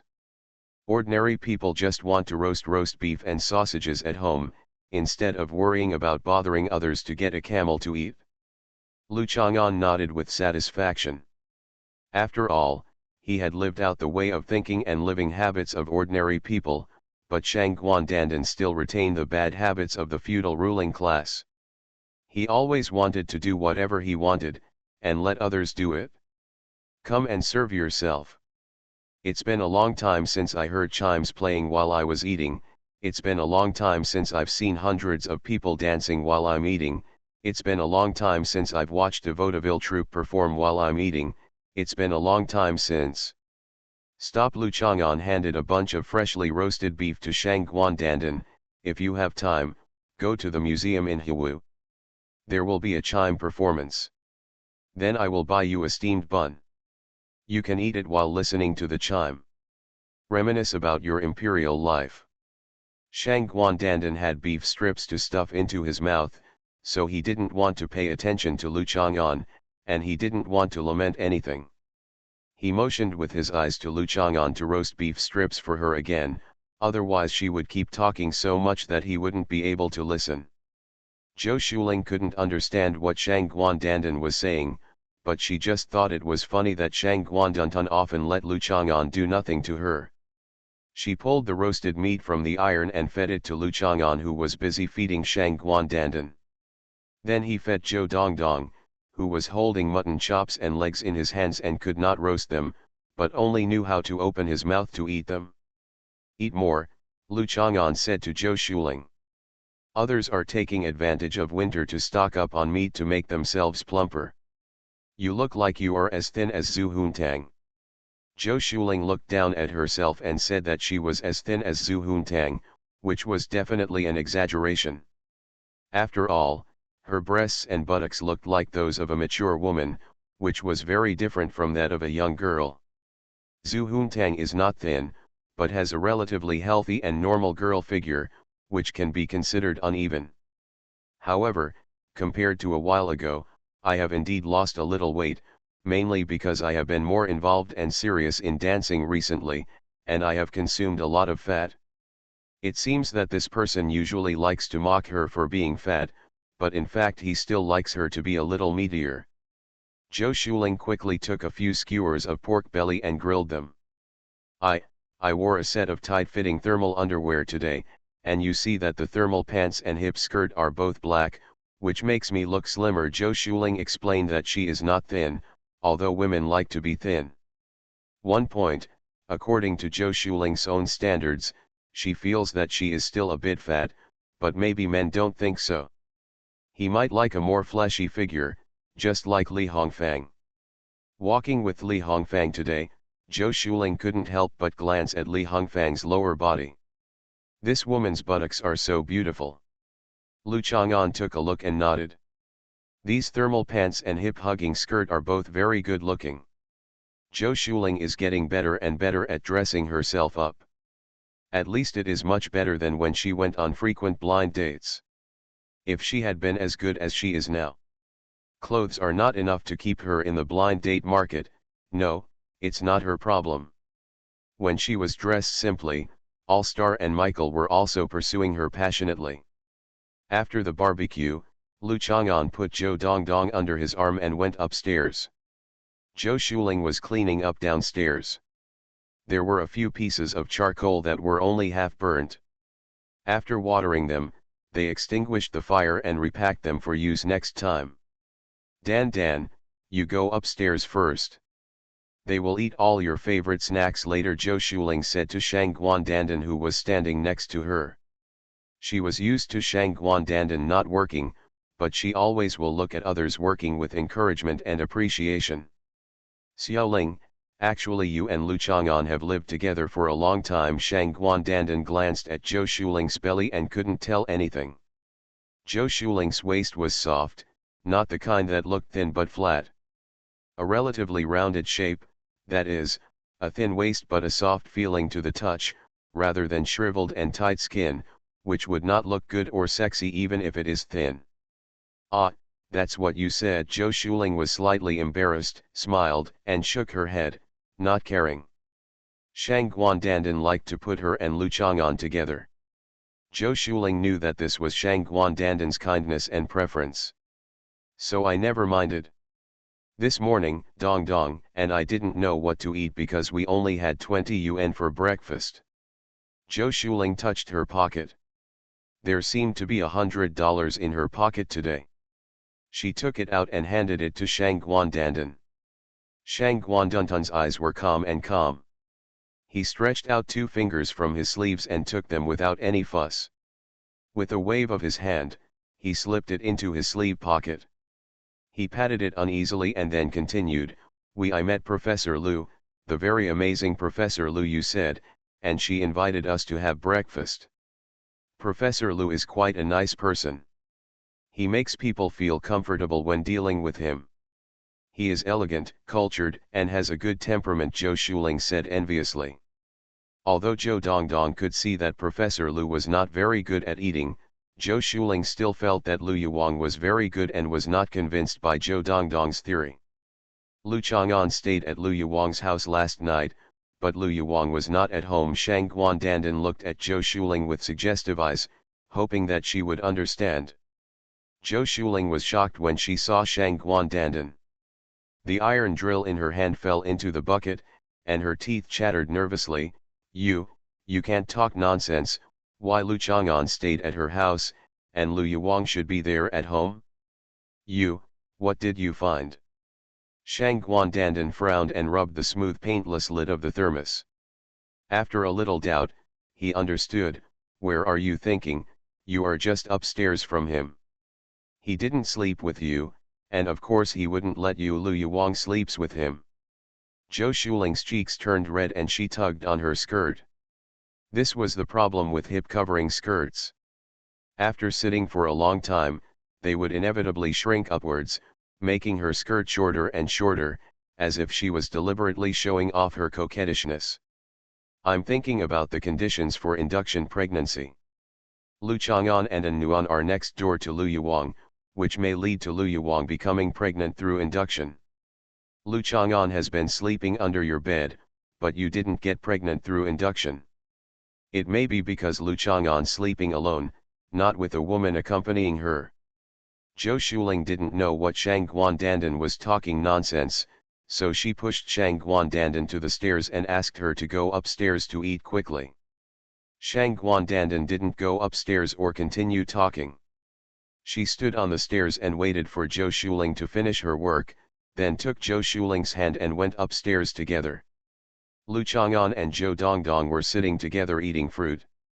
Lu Chang'an was eating pomegranates, and Zhou Dongdong was gnawing on an unpeeled sugar cane. Zhou Dongdong, is sugar cane a fruit?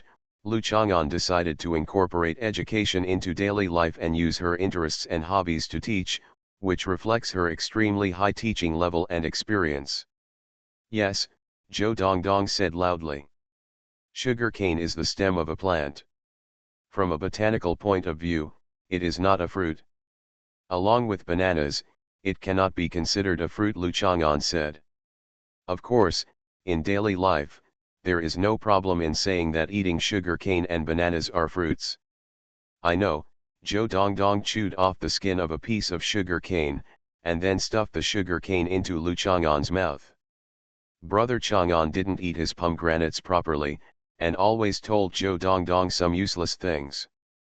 Must just want to eat Zhou Dongdong's sugar cane. Just like Zhou Dongdong would ask questions around him when he wanted to eat his food. Zhou Shuling looked at Lu Chang'an and felt a little hot when she thought of Shang Guandandan's words. However, in order to show that her peaceful attitude towards Lu Chang'an as a family member was not affected, she still sat next to Lu Chang'an.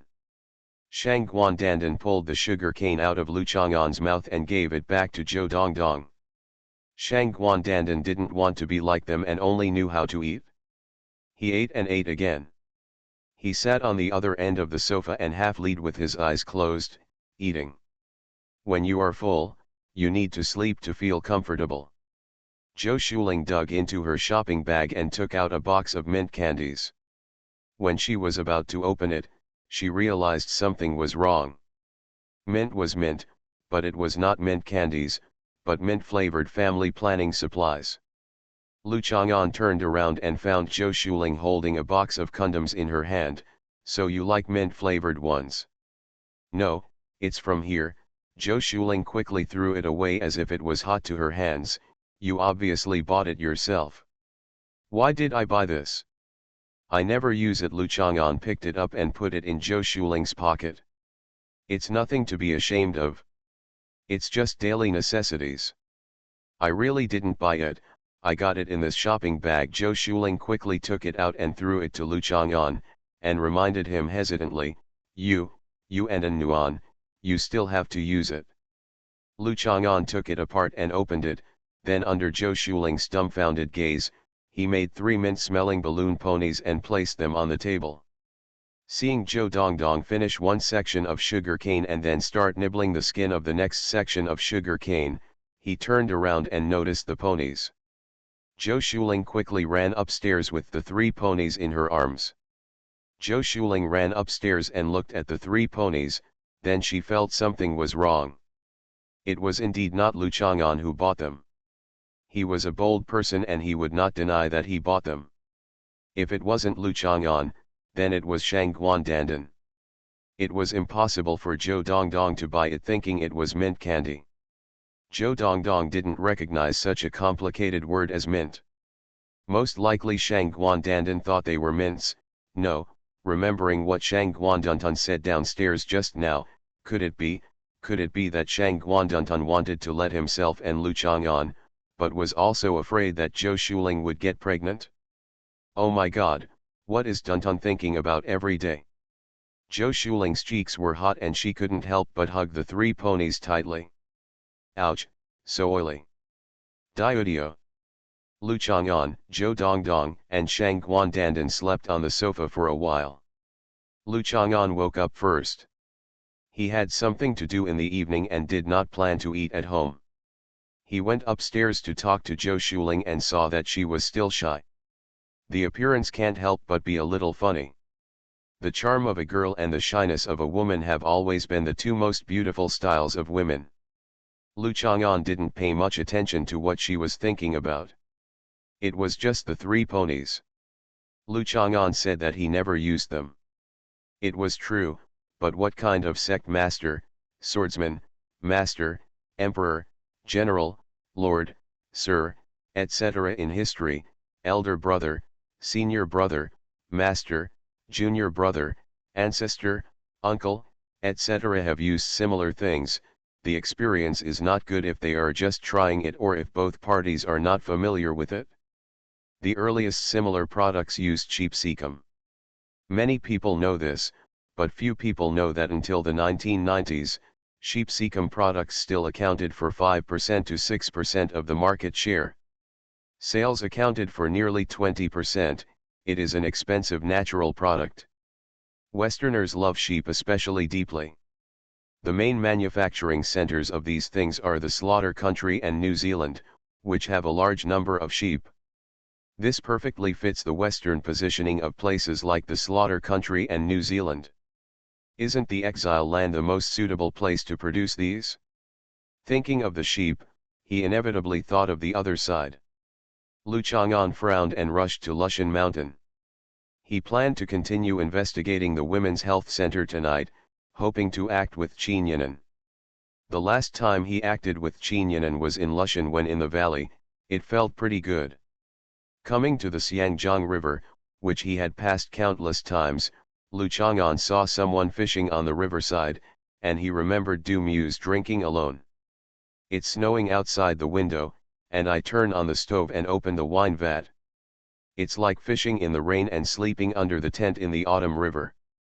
Perhaps because of Du Mu's background, Du Mu's song Drinking Alone has a real sense of unrestrainedness that Lu Chang'an appreciates, and it also reflects what Lu Chang'an has always believed: loneliness is the normal state of life. Compared with Du Fu's Drinking Alone, which has no original meaning, it is a little forced. Du Fu only achieved his Dzogchen state of canonization after the boundless falling trees rustled.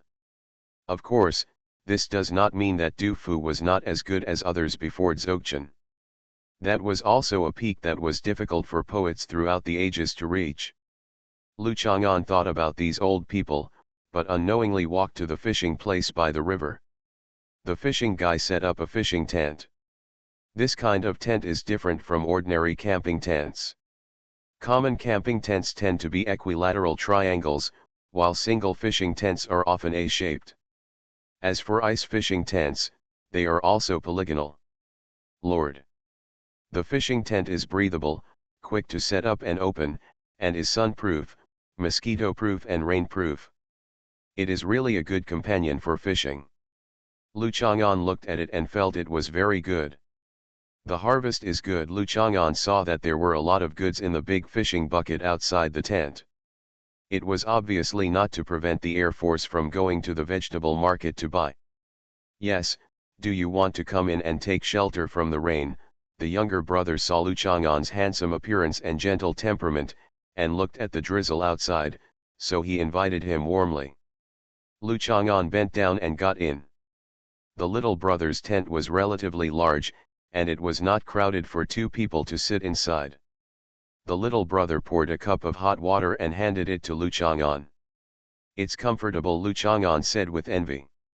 In fact, many ancient people sleeping under a tent in the autumn river were not very comfortable and warm. At that time, they could prepare a small stove, teapot, and hot wine in the cold winter and snowy days. After all, there are only a handful of people fishing from boats. Yes, Nas is quite comfortable. The little brother squinted his eyes, showing a state of complete immersion in happiness. I have been out for 3 days. Then where are you sleeping? Lu Chang'an looked at the tent and found it a bit difficult to sleep. In the car, my car is parked over there. The little brother pointed in a direction. Did you brush your teeth? Lu Chang'an didn't smell the strong tone, but he still cared a little. The little brother was stunned for a moment, but smiled and nodded. He didn't expect anyone to ask this. Lu Chang'an nodded and thought that this was probably the state that many fishermen loved. In the small fishing tent, there was hot water, food, and drizzle outside the tent. Sitting here seemed like the world was so big, and the feeling of letting go of everything made me feel comfortable. Many people are obsessed with it. For many people, fishing is more addictive than anything else. What they like is the feeling of being separated from reality, and even their souls are wandering. Lu Chang'an sat for a while, drank the hot water and said goodbye. After this walk, when I reached the top of the mountain and looked back, the entire county was already a night scene with thousands of lights and neon lights. Lu Chang'an stood on the viewing platform and turned his head. In Qinyan's suite, only the living room was lit. An orange-yellow lamp was lit, and the light it reflected made people take a breath. It was the kind of feeling that makes people feel warm when they see home in front of them. Walking into Qinyan's house, Lu Chang'an saw Qinyan sitting on the sofa. There was actually a small cotton-padded jacket with air leakage and a cooling ice pack next to him. Sure enough, life is always prone to illusions. Just now, he actually felt warm downstairs. Hey, Zhu Huntang shouted unexpectedly when he saw Lu Chang'an, and then continued to rub a silicone round handle on Qinyan's belly. She was collecting information about the gestational sac. Why are you here? Qinyan was surprised and had a hint of shame in her voice, because Lu Chang'an did not inform her of his arrival in advance, but now she had her belly exposed. There was no way. Zhu Huntang again clinging and annoying, Qinyan had no choice but to cooperate with her. Have dinner. Lu Chang'an stood at the door for a while, then changed his shoes and walked in, and then found the most sufficient reason. Okay, I happen to have sheep eyes at home, and I'll cook them for you. Qinyan pushed Zhu Huntang away, pulled down her skirt and stood up. I just asked you to make porridge for me, but you said you were too lazy to do anything. Zhu Huntang sat on the ground angrily. Such obvious double standards and differential treatment. Don't you know that what ordinary people hate most is double standards and differential treatment? You are such a tricky person to eat. I will make porridge for you. The color of the porridge is not good to eat. I won't drink it if it is thick. I won't drink it if it is thin. I won't drink it if it is salty. I won't drink it if it is sweet. I won't drink it if it is bland. I won't drink porridge with red meat. Don't drink it, just eat fish porridge. You can't see the fish and crab meat, and I'm too lazy to serve you. Qinyan can also make porridge that can meet Zhu Huntang's requirements, but it is too troublesome. She is a pregnant woman and cannot so hard work. I won't eat sheep's eyes. Make me something else to eat. Zhu Huntang didn't think this was too much. If she was a girl from an ordinary family with an annual income of less than 10 million, it would be natural for her to eat so cunningly. Princess disease is too spoiled, but if she eats like this, there will be no problem. It can also provide a huge amount of work time for many people. A lot of working hours means more pay, and it's not too hard, it just requires patience and care. Many people just have a lot of time. If they save some of the time they spend playing with their mobile phones and work for Zhu Huntang, they can make a lot of money. This cannot even be called capitalist oppression and exploitation. Isn't this a good thing? Benefiting others and yourself, why not do it? Didn't you bring the sheep eyes? Qin Yinan remembered correctly. Zhu Huntang came with Jin Xiaomei, and Jin Xiaomei handed the sheep eyes to Qin Yinan and left. I brought the sheep's eyes here to disgust you. Who told you to humiliate me first? Zhu Huntang felt depressed that Qin Yinan didn't feel nauseated when she saw the sheep's eyes. She was indeed a fake pregnant woman. Sheep eyes are so delicious. I haven't eaten them for a long time. Sheep eyes are sinewy and cartilage, and the texture is soft and tough. The mutton fat explodes in your mouth, and the juice in the eyeballs is dripping. Chew it and swallow it. It's delicious. Lu Chang'an originally said he said it casually, but when he heard that there were sheep eyes to eat, he became a little bit excited. He reminded Qin Yinan, it can be grilled directly after marinating, or slightly fried and then grilled. There is no need to stew it in soup. It is better to eat other haggis. Okay, I'll go take care of it first. Qin Yinan smiled slightly, knowing that he would like to eat this. Of course Qin Yinan knew the purpose of Zhu Huntang bringing this, but a little fairy like Zhu Huntang floated around all day without touching the ground. How do you know the food in the world is delicious? Zhu Huntang crossed her arms in front of her chest and was angry. She obviously came to play a prank on Qin Yinan, but failed completely and gave Lu Chang'an a good taste. Qin Yinan went to the kitchen, and Lu Chang'an looked at Zhu Huntang. You were bleeding just now, but you ended up giving sheep eyes to others to eat? Don't you think you're being disrespected? Lu Chang'an couldn't understand such a special creature as Zhu Huntang. I am a fairy, and I am not the same breed as the ordinary BAA. The difference is like, it is very big. Zhu Huntang wanted to find an example that looked the same but was actually very different. He couldn't find it for a while. Come on, forget it. Yes, the difference is as big as you and me, and we are not of the same species. Lu Chang'an nodded with deep understanding. Zhu Huntang's eyes turned around suspiciously, a little suspicious that Lu Chang'an was hinting at something, or that he was secretly attacking her and she didn't know it or couldn't understand it for the time being. Most people use the word right when they speak, which means emphasis. But he and she are not of the same species, so what is the need to emphasize? She is a fairy and he is a bad old man. There is a big difference between the two species. Zhu Huntang didn't think much more. Anyway, he thought about how to torture her and train her every day, trying to turn her into a zombie that obeyed him and only knew how to read, just like Yan Qing Cheng. You are listening to Novels at Bless Up channel. Wish you happiness and luck. Please subscribe to receive new novels. How do you feel about this novel? Please like and leave a comment. I'm really immortal. Author, Chu Lian Kui Kan Ru Xiahua. Chapter 820. Zhu Huntang is surprisingly similar to Zhou Dongdong. When they think about a problem, their eyes will turn around, as if they are afraid that others will not know that their little heads are filled with brain plasma and can function normally. But one thing Lu Chang'an is sure of is that Zhu Huntang has an out-of-the-box thinking and likes to have whimsical ideas. If you discuss normal events in a normal society with such a person, you will often find her ideas incredible and deviant from common sense.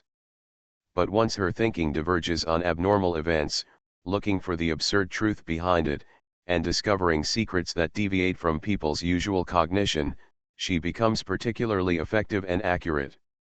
For example, she once deduced that Lu Chang'an was immortal and therefore could not reproduce normally. When she saw that Lu Chang'an had an intersection with the Qin family, she deduced that Lu Chang'an was Yechinayu. This was particularly surprising, considering that even Su Mei was. I just thought Lu Chang'an was Yechinayu's heir. Lu Chang'an knew that what he just said had made her suspicious and make her think about it. He wasn't afraid of her guessing the truth, but what made him frown was that she dared to spit at him now. If she knew the truth, wouldn't she sit on his head and shit? Years later, Zhu Huntang had just returned to Junsha. He wore stockings that were said to be unbreakable and said that he would ride on Lu Chang'an's head and dominate him. Although she was beaten by Lu Chang'an on the spot, This flag still made people feel unhappy. I'm going to catch strange beasts tonight, Lu Chang'an said quickly, diverting Zhu Huntang's attention to prevent her from thinking wildly and discovering something. What are you grabbing for? Mutton rice with your hands. Zhu Huntang still sat on the ground and protested with his hands folded in front of his chest. Although I am not the same species as the ordinary bleat, you don't have to eat bleat all day long. I suspect that your desire to eat hand-caught mutton rice is because of my fairy. Abnormal beasts, abnormal aliens, abnormal monsters, monsters. Lu Chang'an was patient. People with abnormal brains kept pretending to be cute. He really wanted to blow her head off. His smile became gentler. I still remember one time when we were playing cards at Qinyanan's house. You were tied up with tape and you were writhing on the sofa like a maggot. You said you would never play with us again. It was obviously your own fault, but I still coaxed you to tell you about any abnormal creatures you would meet in the future. I'll take you to play. Zhu Huntang thought for a while, and it seemed that there was such a thing, but it was not as disgusting as Lu Chang'an said. What was writhing on the sofa like maggots? She was obviously a kind of restraint full of artistic style, and the fairy's delicate appearance and the still ethereal temperament blends together to form a shocking beauty. Zhu Huntang did not remember how Qinyanan and Lu Chang'an praised him at that time. Then I'm going, of course. Zhu Huntang couldn't miss such a thing. He still remembered the time when he and Lu Chang'an were tracking bats and finally met the ancestor of the vampire. Zhu Huntang even spat at her, causing her to absorb the fairy's magic power. She came back to life. It was also that time when Lu Chang'an flew on her back, forcing her to admit that she was his fairy sheep mount. Although she was trembling with fear at the time, it was quite exciting when I thought about it later. Fairies should not be afraid of flying. Fairies should be born. Belongs to the sky. I met the water monkey a few days ago. Lu Chang'an told Zhu Huntang the cause and effect of Li Hongfang's discovery of the suspected supernatural incident and the final discovery of the water monkey, while hiding the relevant details such as the infusion of the water monkey's essence, not suitable for children. I want to go. I want to catch a lot of water monkeys and put them in my aquarium. Zhu Huntang finally stood up from the ground, excitedly holding Lu Chang'an's arm and shaking it. I also want to vaccinate them. To prevent them from getting rabies. I heard that the monkeys in Mount Imei have rabies, so they often attack tourists. The people in Mount Imei didn't help me drive away the monkeys, so I didn't go to play. But the golden monkeys in Zhenlongzhi didn't have it, and Sun Wukong is the ancestor of the golden monkey. There were so many flaws that Lu Chang'an didn't know where to start. Do you think water monkeys are wild animals that live in water? They are still kept in an aquarium. Isn't your aquarium connected to the bathroom? When you wanted to take a bath, a group of water monkeys were watching and you couldn't take a bath. Lu Chang'an swung his arm out of Zhu Huntang's arms. He pulled out Qinyanan's arm from holding him, and the word swing generally means that it can be swung only when there are no obstacles left, right, and front. That's right. Zhu Huntang nodded with a slightly thoughtless expression. I have raised many pets, but I have never raised monkeys and have no experience. There are many orangutans in the laboratory. By the way, Grandpa, Sun Wukong, are you the ancestor of the golden monkey? The golden monkey's movements are gentle and calm, elegant and quiet. How does it look like Sun Wukong? You can't tell for sure. The real Sun Wukong may be very elegant, but it is just that others interpret him to be jumpy and active. When everyone talks about Sun Wukong, they always think it's easy to think of Mr. Liuhua's version. Lu Chang'an thought for a moment, then glared at Zhu Huntang. I'll take you to have fun and learn more. What I saw this time may not be a water monkey, maybe it's something else. Okay. Zhu Huntang took out the phone and looked at Lu Chang'an expectantly. Do you need me to provide any equipment? I found that my mother is like an Iron Man, mastering technological power that transcends the times. The Iron Man in Zhu Huntang's mouth is not Wang Jingxi, but the name of Iron Man in Hong Kong and Taiwan. Wang Jingxi is a representative of the hard-working working people. It embodies that after the founding of the People's Republic of China, everything was waiting for prosperity. The people united to build the country, worked hard and endured hardships regardless of their own safety. Spirit, thousands of iron men gave the country the initial development foundation after its rebirth from the ashes, and laid the foundation for the achievements of the next 40 years. No need. Lu Chang'an himself is a human weapon, and there is no problem in protecting the rare and rare animals around him. Lu Chang'an glanced at Zhu Huntang, who was slightly disappointed because Lu Chang'an refused to accept help, and his eyes were wandering around looking for extra drama for him. This was the first time for even Lu Chang'an to see a creature like her, which was indeed quite rare. Oh, I remembered. You just mentioned Li Hongfang. She is the old tea cake that Yaya said, right? After Zhu Huntang was sure that he could participate in the operation to capture the alien beasts, the second focus of his attention was of course gossip. Especially the gossip related to Lu Chang'an. Old tea cake, Lu Chang'an looked at Zhu Huntang in confusion. What is this name? Generally speaking, we talk about those who have just graduated from high school and entered college, and they have a lot of drama. As soon as Zhu Huntang finished speaking the sentence, Lu Chang'an grabbed his head. I didn't mean An Nuan, I meant Bai Hui. Zhu Huntang quickly changed his words. Bai Hui was his best friend anyway, so Bai Hui wouldn't mind if he used it to block the gun. Lu Chang'an let go of Zhu Huntang's head, and as soon as her butt stuck out, he knew what kind of rainbow fart she was about to fart. Those young girls are green tea bitches. Green tea has a delicate and tender color as soon as it is brewed. Green tea bitches are also very young, right? Old women like Li Hongfang are of course old tea cakes. I don't know how long they have been here, maybe they are still there. Is aflatoxin, which will be poisonous if eaten. Although Zhu Huntang was humiliated by Qin Yinan and has been a little angry with her recently, it is an internal conflict among best friends. Of course, they have the same attitude and hatred towards outsiders like Li Hongfang. What's more, this woman seems to want to participate in Lu Chang'an's multi-person movement, which makes Zhu Huntang even more unhappy.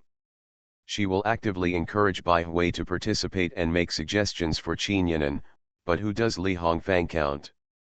Zhu Huntang didn't recognize her at all. Li Hongfang has a good background. Her ancestor is Li Daoren, who is the creator of Along the River during the Qingming festival Zhangzhejuan. She is also a good friend of mine. After she becomes an old friend, I will take care of her. Don't mess with her, Lu Chang'an reminded Zhu Huntang. Even if Zhu Huntang goes to provoke Li Hongfang will not do anything to her, but Li Hongfang will definitely dare to make Zhu Huntang suffer a little loss. Li Hongfang knows your mother, and she still has some things in her hand that your mother gave. If you swagger around with a van full of people, you will be invincible. Li Hongfang was submissive in front of Lu Chang'an because she was sincerely impressed by Lu Chang'an's character, cultivation, strength, and high-minded personality charm. Lu Chang'an knew this very well. But Zhu Huntang did not have such personality charm to impress Li Hongfang. Li Hongfang basically looked like a different person in front of others, and could not be like a wronged little doormat. I bring more people. I usually bring several van men, big vans like Mercedes-Benz. Zhu Huntang disagreed. He couldn't beat four hands with two fists. His bread man couldn't beat Lu Chang'an, and he couldn't beat Li Hongfang? Are you feeling itchy? Lu Chang'an picked up a magazine and rolled it up. It's not itchy, it's not itchy. Zhu Huntang waved his hands quickly. Anyway, next time he meets Li Hongfang, he must let her know how powerful he is. How dare he insinuate that Qin Yinan is an old woman and that Qin Yinan is Dandan's mother? But think about it carefully, if Qin Yinan is Dandan's mother, Dandan is Lu Chang'an's mother, and Qin Yinan still has Lu Chang'an's child in her belly. That's too bad. Lu Chang'an picked up the magazine in his hand and hit Zhu Huntang. He didn't know what she was thinking, but looking at her expression, he knew that it was definitely not unfair to hit her like this. Hit me again, Zhu Huntang raised his hands and held his head angrily. At this time, Qin Yinan came out with a fruit plate. She was in the kitchen and did not prepare dinner immediately. She cut some fruits first. Zhu Huntang was very picky about eating and drinking porridge, but she was not so picky about eating fruits. Sometimes Qin Yinan bought some cheap apples costing 20 to 30 yuan a pound were made into yogurt and fruit salad or salad. Zhu Huntang was quite happy eating them even if she didn't know about it. Yes, don't hit her all the time. She is still young.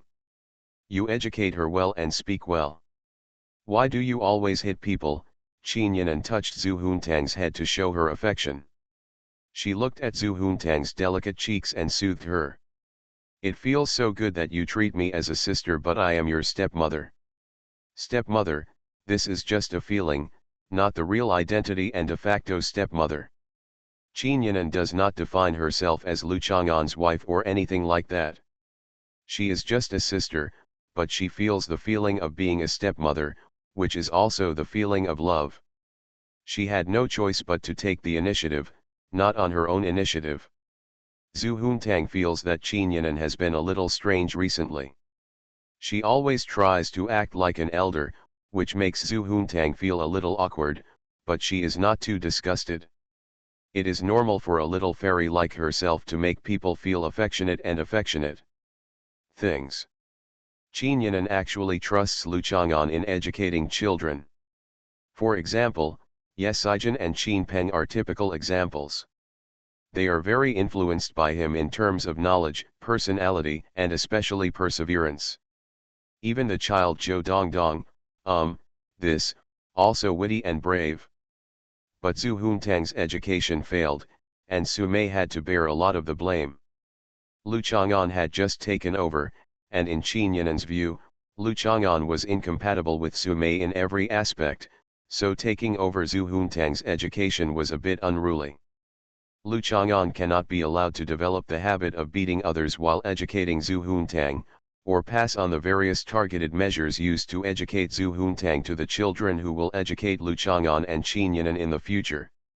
I didn't hit her, and you don't know what it's like when I hit someone if I didn't slap the person against the wall until she couldn't buckle it off, or film it into a mural, or knead it into meat paste. How could that be called beating? Okay, you guys have fun. I'm going to cook. Qin Yinan put down the fruit plate, and the way he looked over seemed to take a look at her outfit today, so Qin Yinan showed a shy smile, pulled up her skirt, her waist swayed and her hips swayed as she walked into the kitchen. The action of her pulling up the hem of her skirt was of course a reminder to him of her lazy and charming figure lying on the sofa when he just came in. Because she didn't know that he would come today, Qin Yinan wore relatively conservative underwear, which felt similar to safety pants.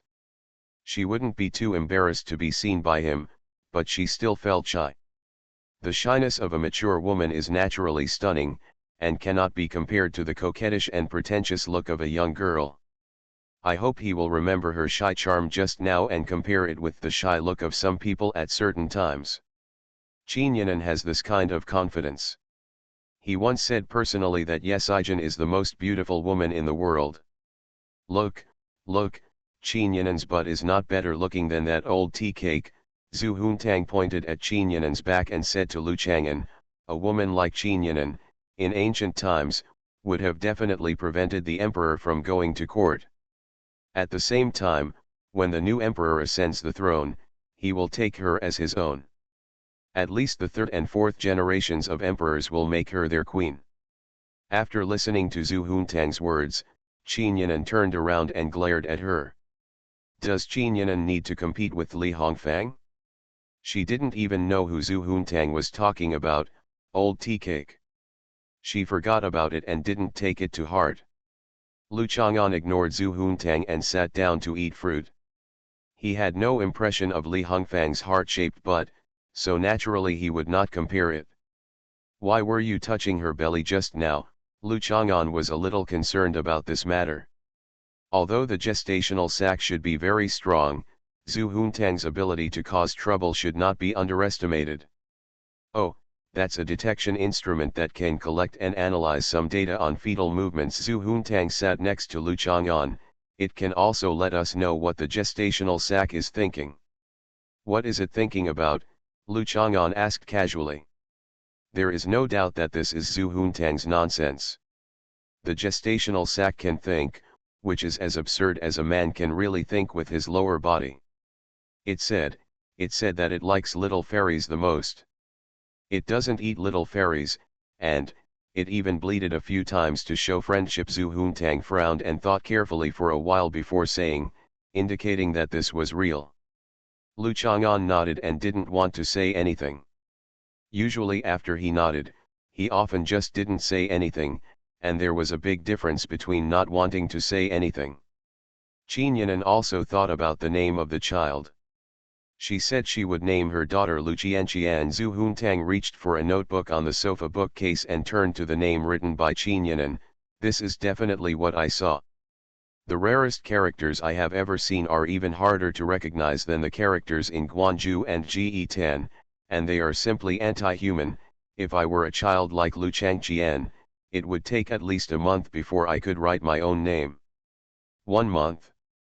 I think it's good if you can write these 2 words in 3 months. Zhu Huntang's personality, which feels as uncomfortable as if someone wants to chop her when she learns, must have nothing to do with Lu Chang'an, and is mostly caused by mutations in the mother's womb. After all, Su Mei was originally a talented woman. Like all ladies at that time, she had to learn poetry, music, chess, calligraphy, and painting when she was a child. It's possible. Zhu Huntang nodded without refuting. I gave Lu Changchen a nickname, Lu Bimei. Then when you bleat in the future, Lu Mi will not be able to tell whether you are just bleating or yelling. Lu Chang'an was very opposed. He never wanted to hear another child bleating again. He would rather be like Joe. It sounds like oh oh oh oh oh oh oh oh oh oh oh oh oh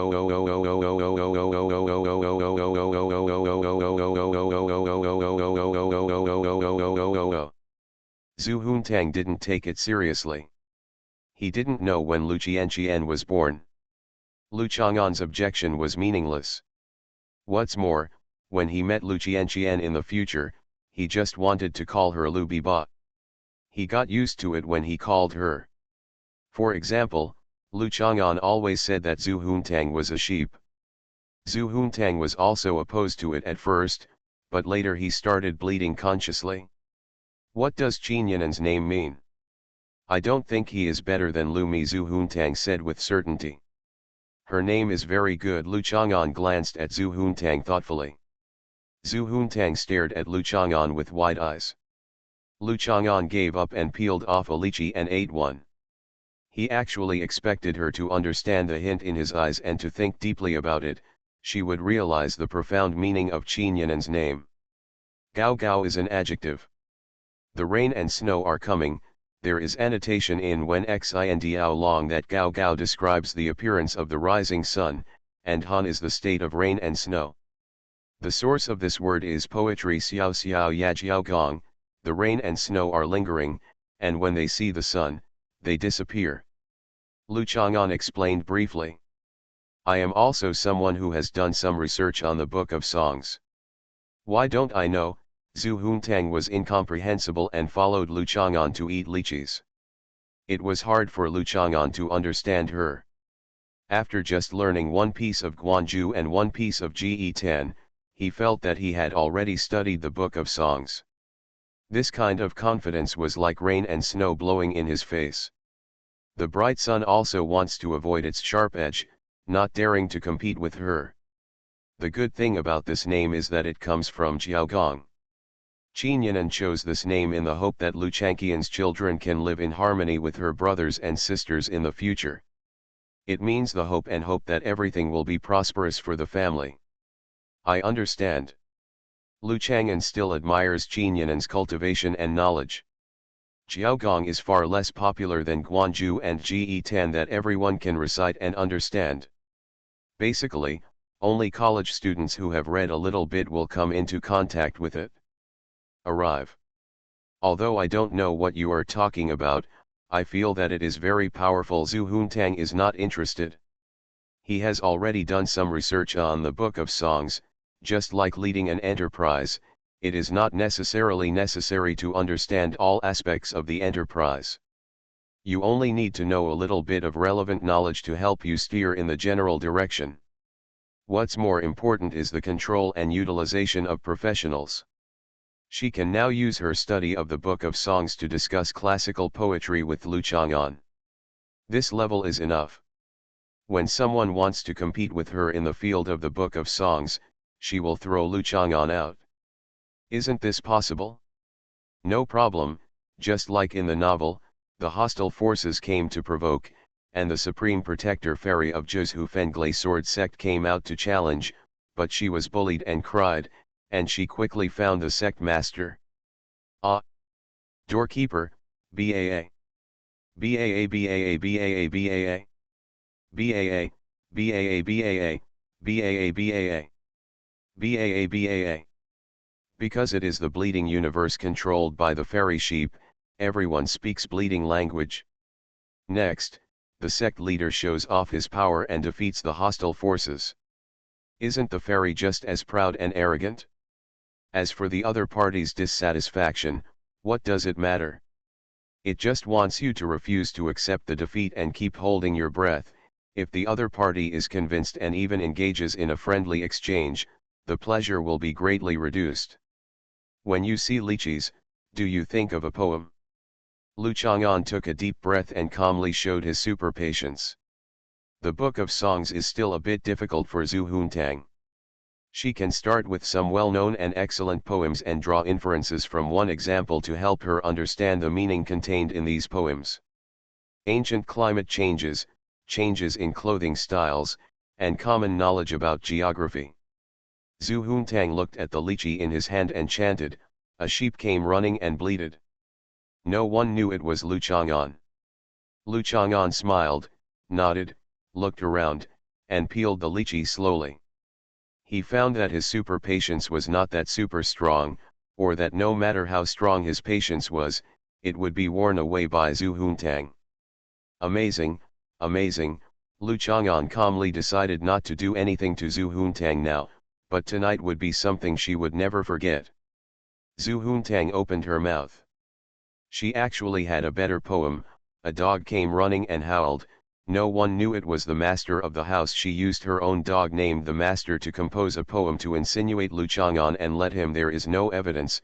No, this bad old man doesn't talk about evidence at all. But now Zhu Huntang doesn't dare to recite this better poem, because logically speaking, Lu Chang'an will start torturing her as soon as the last poem is uttered. In the end, he was so calm, which reminded Zhu Huntang of the calm before the storm. Zhu Huntang knew that his best choice now was to run away immediately, but tonight he had to catch exotic animals for fun. This was something he absolutely couldn't miss. Moreover, Zhu Huntang also wanted to know how Lu Chang'an would torture her and his method of torturing her. There are always endless ones, which makes Zhu Huntang angry and painful but always curious. Zhu Huntang carefully observed Lu Chang'an's movements of eating lychees, and was sure that he had already thought about how to torture her, so Zhu Huntang wiped his hands, clamped his hands together with his legs, and sat there obediently without moving. A concubine riding in the world of mortals laughs, but no one knows that the lychees are coming. This poem comes from the first of Du Mu's 3 quatrains on passing the Huaqing Palace. When people read the sentence, they often wonder, lychees are produced in Lingnan, far away. Chang'an, where the Huaqing Palace is located, is a long way away. With the transportation speed and freshness preservation methods at that time, there is no way for Yang Guifei to eat fresh lychees even if the horse is exhausted, Lu Chang'an said to himself, but continued to talk to popularize climate knowledge. Reflected in poetry. In fact, the real reason is, the climate at that time was very different from now, and the suitable planting area for lychees was very vast. When academician Ding Zhongli was studying ancient climatology, he found signs of lychee planting in the northern part of what is now Hotpot province, and Hotpot province the north is not far from Chang'an. It can even be said that the lychees that concubine Yang ate at that time may have been not far outside Chang'an. Lu Chang'an continued to eat lychees. The costumes of the Tang dynasty also reflected this. Concubine Yang often wore topless clothes. The breasts are very thin, not just for aesthetic reasons, but because the weather was really hot at that time and she was relatively fat, so it was cool to wear them like this. This has formed the view that everyone now believes that the Tang dynasty was civilized because of its strong national power. In fact, it has little to do with the strength of the country, it's just too hot. It's amazing. If you eat a lychee, you can talk about ancient climatology and analysis of Tang dynasty clothing style. Zhu Huntang sincerely admired him. Although the old man was a villain, he was also a knowledgeable villain. This is not a story, I'm just telling you that the divergent thinking you used when interpreting Guanyang can also be used in other places. Lu Chang'an concluded, giving Zhu Huntang a brief lesson. Excellent teachers are always able to subtly bring progress to students through their words and deeds anytime and anywhere. Lu Chang'an nodded slightly and appreciated that he had done his best as Zhu Huntang's teacher. It's just that students are like this, rotten wood is difficult to carve, so Lu Chang'an just painted on the wall of dirt. I know, Zhu Huntang said loudly, peeled off a lychee, and stuffed it into Lu Chang'an's mouth. No matter how well he spoke, he always felt that if he continued to talk, Zhu Huntang would fall asleep. Lu Chang'an didn't take it seriously when he saw such tired and passive students. What student has he not seen before? As long as he doesn't get angry and continues to lecture, she will be the one who is depressed, the one who will feel uncomfortable, and the one who will be miserable. So Lu Chang'an continued to take the various fruits in the fruit plate brought by Qin Yinan, and spread what he thought was common knowledge to Zhu Huntang, from eating a lychee to ancient climatology and Tang dynasty clothing style analysis. From the distribution of leaves and seeds of fruit plants to the Fibonacci sequence, Descartes leaf lines, and the macroscopic manifestations of quantum mechanics in biological systems, looking at Zhu Huntang's confused face, it seems that he has never known how complex the world is. More interesting. After a while, Zhu Huntang finally waited until Qin Yinan's voice of starting dinner came from the kitchen, and couldn't help but breathe a sigh of relief.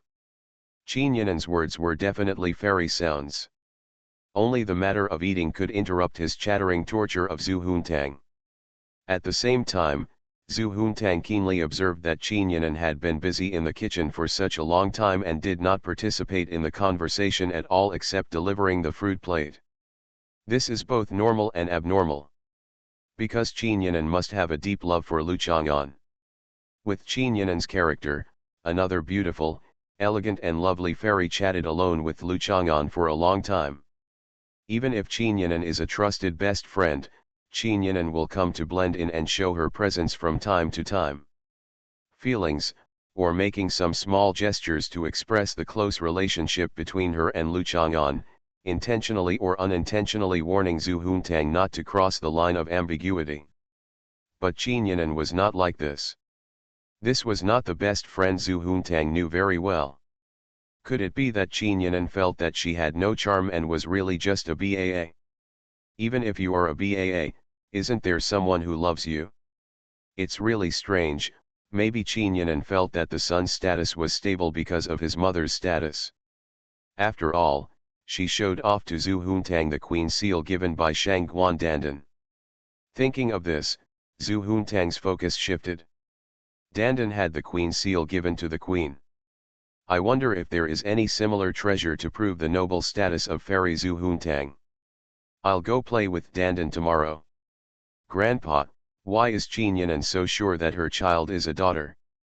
When I played with the detection machine, I learned that when it is still a gestational sac, it is impossible to tell the gender. Zhu Huntang was sitting at the dining table, waiting to eat, and was pouring orange juice by the way. Lu Chang'an. If you grew up in mainland China and received 9 years of compulsory education, you wouldn't ask questions like this. Lu Chang'an did not answer her directly, check it out yourself. Don't just ask questions when you encounter problems and rely on others to answer them. Often it goes in the left ear and out the right ear. Humph, you old man is humiliating me again. I'm already a college student, Zhu Huntang is still a biology major. Suddenly thinking that school will start tomorrow, Zhu Huntang couldn't help but sigh. It would be great if he could be as free as his little cousin. My little cousin dropped out of school, and the reason for dropping out was actually to study aliens, and the school even approved it. It's really a corrupt and powerful style. Relatively speaking, Zhu Huntang felt that he was completely an ordinary person. He had to go to school every day, was grounded, had tutors, and was even beaten and scolded. It was a dream to drop out of school, and he was not powerful at all. Even privacy such as test scores is not protected. In the class group, I saw someone saying that they thought it was funny that Zhu Huntang was ranked last in the whole grade. Lu Chang'an went to the kitchen to help Qinyan serve the dishes. Zhu Huntang sat at the dining table and remained motionless. This was a very polite behavior and showed that he respected the fruits of the other party's labor. Usually when dining at Bailong Center, Zhu Huntang waited for the kitchen to be fully prepared. Well, she sat down at the dining table and waited for the servant to deliver the chopsticks to her hands. In addition to sheep eyes, Qinyan also cooked several home-cooked dishes, including guanyin duck, fried ningxiang fragrant pork with zhangshigang pepper, and steamed eggplant and sweet potato leaves with green pepper. The highlight is of course the guanyin duck, which is stir-fried with Thai guanyin tea leaves and marinated duck. It is not the famous Sichuanyan duck in Sichuan and Chongqing. This dish is considered to be the best in Qinyan's hands, because there are no restaurants outside that make this dish. Maybe like Qinyan, regardless of cost, the selection of tea leaves is too different. I like to eat this duck, as well as eggplant and sweet potato leaves, Zhu Huntang said looking at Qinyan. Don't talk about her, it's okay. Qinyan saw Lu Chang'an glaring at Zhu Huntang, and quickly adjusted it gently, then rearranged the dinner plate and placed the duck, eggplant, and sweet potato leaves closer to Zhu Huntang. Yaya is really a gentle and virtuous woman, Zhu Huntang laughed.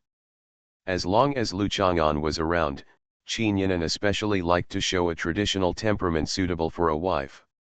If Lu Chang'an was not here, Qinyan would probably just look at her and then take away the most delicious part of the duck. Big chapter, various requests. I'm really immortal. Author, Chulian Kui Kan Ru Xiahua. Chapter 821. Lu Chang'an first ate sweet potato leaves to moisten his mouth, and then tasted the guanyin duck. Qinyan's duck was not unpalatable. Thinking of the story about Qinyan and the unpalatable duck, Lu Chang'an smiled and glanced at Qinyan, who was holding a bowl in his hand and exuding a gentle and graceful temperament. It's a bit of a performance, but don't men like this? Just like green tea, everyone criticizes it, but there is always a market for green tea, and the men in it always wonder, is she special to me? Don't think that only beautiful-looking green tea has a market. Many girls with average or even lower looks play with men until they are bloated, and then expose them to everyone's amazement. Why are they swollen? Real green tea, we all know that men will always do this. Many men have simple minds. She is so gentle to me. She thinks I am special. Or can she start to try to like her? When Qinyan thought of green tea, it didn't mean that Qinyan was green tea. She just thought of some of the words of the original Zhu Huntang green tea bitch and old tea cake. Lu Chang'an took another bite of zhangshigang pepper. I never thought that this kind of chili from Zhangshi town in Zhejiang could be sold at such a high price. It is also sold online for tens of yuan per pound. Can we say that this kind of pepper that costs tens of yuan per pound is not Zhangshugang pepper? Of course not. The businessman lives in Zhangshiport and looks for a piece of soil in Zhangshiport. Even if he grows a pepper with a Nutri-Express bottle with cut holes, it will still be a pepper produced in Zhangshiport. An authentic stir-fried Zhangshigang chili pepper in the restaurant costs about 200 yuan, and you can get a few taels. It usually costs 400 to 600 kilograms in high-end supermarkets. There are also more expensive ones. Stir-fried Ningxiang pork with zhangshugang peppers is considered to be the most earth-flavored and most representative dish made from two of the best common local ingredients in southern Hunan. This fragrant pork is the type that Gao Dui suggested Bai Fen and Miao Yingying invest in raising pigs with the money they spend on cosmetics. Gao Dui's suggestions are still very forward-looking. When you come to southern Hunan, fried Ningxiang pork with zhangshugang pepper should be regarded as a must-eat dish. As for crayfish and stinky tofu, it doesn't matter whether you eat it or not. They are available all over the country and the taste is similar. Now it has to be said that it is a local specialty. That's called opening your eyes. To be honest, it can only be said to be a poor marketing demonstration by people related to the tourism industry. Just like when you go to Chengdu, you don't have to eat Chengdu hot pot. You can eat the authentic Sichuanian salted duck if you can. Why go to Lishan to eat cold pot skewers? The stiletto beef is more unique and rare in other places. After eating fried Ningxiang pork with zhangshugang pepper in southern Hunan, I took the high-speed train to Chongqing for 2 days to eat and drink, and then went to Chengdu nearby. Chengdu is not far from Lishan, and there is Yayan next to Lishan, which is a favorite place for foodies. If you eat all the way, gaining 20 pounds will not be a problem. How does it taste? Seeing Lu Chang'an eating the food quietly without saying a word, Qin Yinan couldn't help but ask. The meaning was obvious, praise him. Both chili peppers and pork are noble ingredients. They are delicious simply made. It is much better than the black gold abalone last time. You perfectly blended the spicy juice of chili peppers with the gravy of fragrant pork. It is simple, salty, spicy, and fragrant. The meaty taste is perfect. Even the sweet potato leaves are worthy of praise. The leaves are not broken at all, and the slices are layered in the soup. The leaf tips and stems are in the same direction, as if the autumn scenery of fallen leaves entering the water is written in the bowl. A delicate woman cannot cook such a dish unless she has a picture in her mind. Lu Chang'an has always admired Qin Yinan's cooking skills, and after praising her, he looked at Zhu Huntang again. It's delicious, Zhu Huntang praised loudly. She understood that Lu Chang'an meant that she also praised Qin Yinan. If it's delicious, eat more. Qin Yinan smiled brightly, straightened her waist, and pushed the plates and bowls in front of her forward to make it easier to pick up vegetables and eat. Lu Chang'an picked up a sheep's eye and put it in Zhu Huntang's bowl. Zhu Huntang looked at Lu Chang'an, then lowered his head to look at the eyes, which seemed to come from the body parts of a monster, and cried out in grievance, "Hey! This bad old man wants to torture the lovely Mai all the time, but he will never eat it. He would rather die than eat it.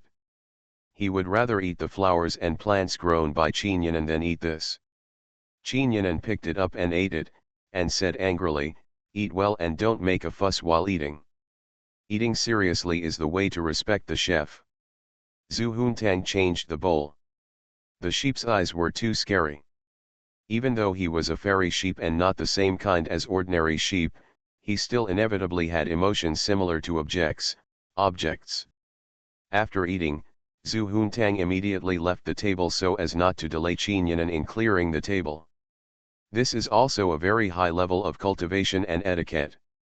Although he does not know how to work, he will not hinder or instruct others to work.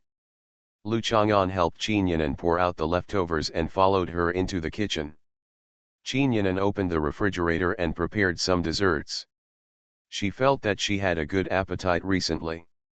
It might be that the gestational sac in her lower abdomen was absorbing nutrients from the body, but it was difficult for her to provide enough nutrition. Maybe the gestational sac would activate its dormant state again, causing she fainted. Hey, she was too embarrassed to tell him. "Why did you ask Zhu Huntang to help you check for fetal movement? It's not considered pregnant yet, right?" Lu Chang'an stood behind Qin Yinan and asked with a smile. Qin Yinan was wearing a backless skirt today. Her lower waist was like soap wetted with water. It was smooth and delicate. The skirt was spilled. It did not cling to the soft curves, but swayed more charmingly. There were a few scattered on her slender neck. Her hair was stranded, but it didn't look lazy and messy. Her delicate profile was slightly sunken, elegant, and charming.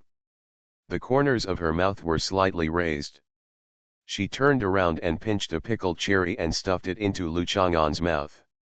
Fresh cherries have a crisp and juicy taste, but they feel astringent after eating too much. Pickled cherries lose the greenness of the fresh fruit, but retain the sweetness of the cherries. They are soft in the mouth, but you still find that they are still delicious when you bite them lightly. It has a soft yet crisp texture and is full of flavor. Even though you can still eat fresh cherries now, Qin Yan'an prefers to pickle or refrigerate a batch of bayberries, cherries, grapes, and other fresh fruits when they are on the market in peak season. It has a completely different taste from fresh fruits and can be eaten after meals in winter. The cool candied fruit feels very comfortable. Ordinary people should not eat too much, as it can easily cause stomach upset. It's not like you don't know Zhu Huntang. In front of people close to you, she is as cute as a child. She holds that detector and doesn't care if I dodge or dodge. She just keeps rubbing it on my belly. I have no choice but to let her go.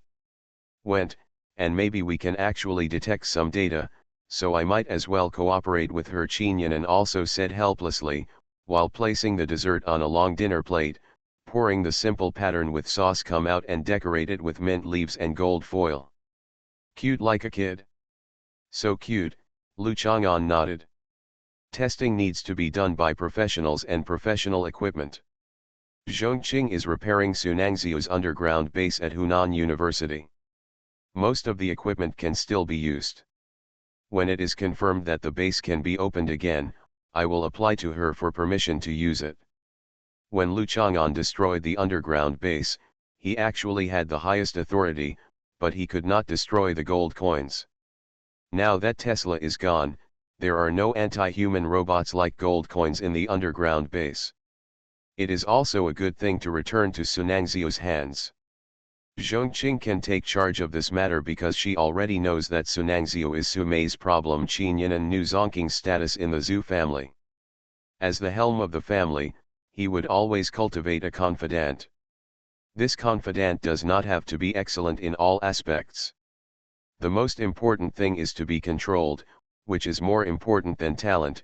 For a behemoth like the Zhu family, the talent of a single person has limited impact on it. Just like Suzayaqiu was just a maid in marriage at first, but she was loyal to Sumei and openly held her position as the helmsman of the Zhu family. Zhongqing is the next Suzayaqiu. Maybe he still serves Sumei, or maybe Sumei trained him for Zhu Huntang. Probably Lu Chang'an remembered that it had been a while since he had a barbecue with Zhongqing. Zhongqing had been a little busy recently. Although Sumei was far away in Antarctica to control the situation, there were still more things that required Zhongqing to do personally. Will Sumei really stay in Antarctica and marry a penguin? Qin Yan'an was worried with some anticipation. If Sumei really would marry a penguin, even if the wedding was held in Antarctica, Qin Yan'an would be willing to charter a plane to attend the wedding and would definitely donate the most loyal blessing. I wish she and the penguin grow old together, live forever, never die, and the world will be destroyed. Lu Chang'an smiled and didn't answer. What's going on with penguin's marriage? Is there a discount for recharging Q coins?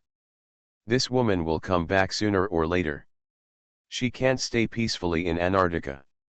Even the simulation equipment in Antarctica is made of ice. But with her, this old yin, the eagle catches the chicken. No, it's nothing, Qin Yan'an said inadvertently. I said the words I usually cursed Sumei in my heart, but it affected my image too much, so I hurriedly covered it up incoherently. Lu Chang'an stretched out his finger and flicked Qin Yan'an's forehead. The hatred between the two people was really inextricable. Even though Sumei was far away in Antarctica, Qin Yan'an did not relax much and still regarded Sumei as her number one enemy. Qin Yan'an touched his forehead, a little embarrassed, and walked out of the kitchen with the dinner plate, ready to take a shower. He had sweated a little in the kitchen just now, and maybe the light fragrance was not pleasant enough. Lu Chang'an went to the tool room to see if there were any sheep taming tools he could find. After a while, Zhu Huntang, who was eating dessert, saw Lu Chang'an walking out of the tool room. He was walking to the upstairs balcony with some sticks and bamboo strips and a windproof tarpaulin in his hand. Zhu Huntang quickly followed him to see what he was going to do. "What are you going to do? Are you making a tool for catching strange beasts tonight?" Zhu Huntang stood in front of Lu Chang'an, watching him cut open the bamboo strips with his bare hands, then stretched out his hand to smooth out the slender bamboo silk and polish the bamboo strips. Lu Chang'an glanced at Zhu Huntang without saying a word. He lit the brazier in the corner of the balcony, burned the bamboo strips on it for a while, and then bent it to a suitable angle. The brazier on the balcony is not the brazier that Lu Chang'an made today for barbecue. It is just an atmosphere prop. In the winter, sometimes if you don't want to stay in a heated room, you have to have a fire on the balcony with the cold wind blowing, creating a sense of atmosphere. Plant a small red clay stove, it will be snowing in the evening, and you will feel like you can drink a cup of water. After all, it would definitely be too hot to burn the brazier in the room, and there is a heater, so there is no atmosphere and it feels a bit silly to burn the brazier inside. If you deliberately turn off the heating and light the brazier with the doors and windows open, it would be too obvious and artificial. This must be how bows were made in ancient times, Zhu Huntang discovered. Primitive people make bows and arrows like this. The history and skills of making bows and arrows can take 3 days and 3 nights to describe. This is a professional technology and is not within the scope of experimentation. Lu Chang'an did not teach Zhu Huntang about popular science, and simply said, "Good bows and arrows do not use bamboo, but wood." In the past, the South used bamboo for bow making, which was the lowest bow making material, while the North mostly used wood, so the Northern archers could often bully the Southern soldiers, which also led to many conflicts in history. People won the war. It's not that the Southerners are stupid and don't know how to make bows and arrows from Tuscus wood, but the distribution of this plant is more northerly.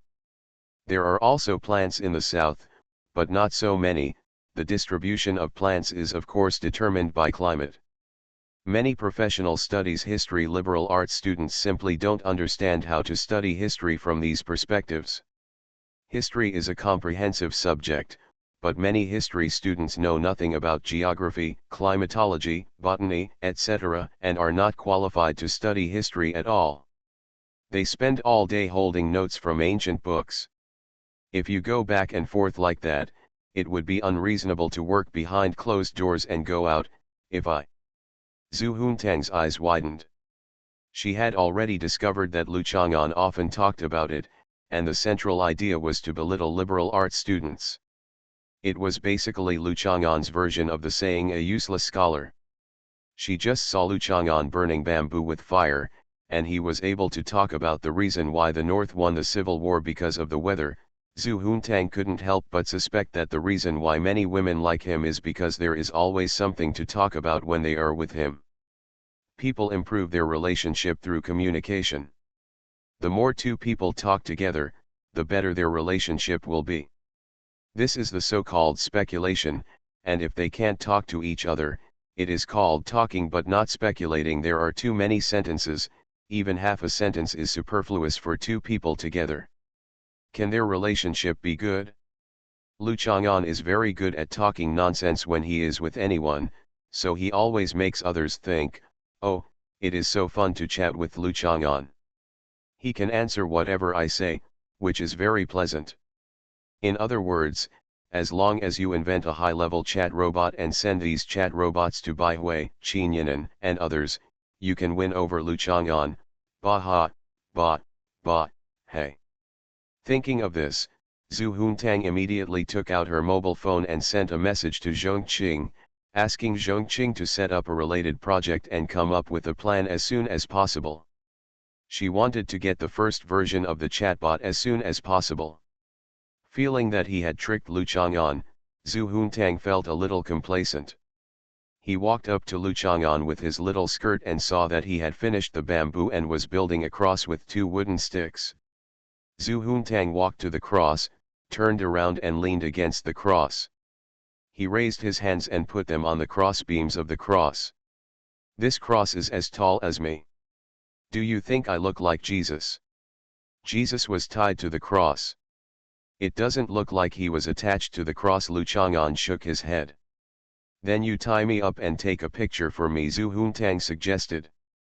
Such a picture, and such a self, must be full of redemption, holiness, and benevolent temperament, just like the crucifixion of Jesus embodies the evil of mankind, and he is being tied up and put into such a posture also reflects Lu Chang'an's cruelty, and cruelty, who takes pleasure in bullying fairies and uses fairies as mounts.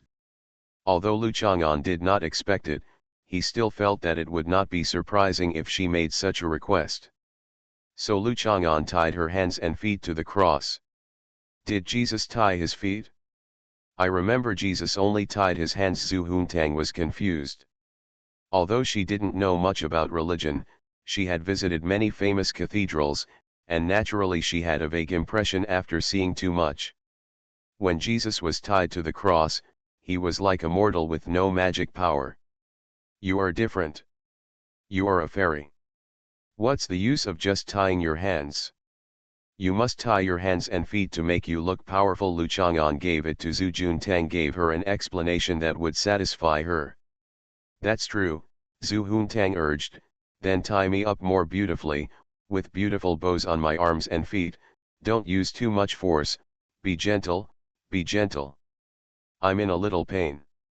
Lu Chang'an tied Zhu Huntang up, then took a few photos of her, simply adjusted them using the photo editing settings that came with his phone, and then showed them to Zhu Huntang.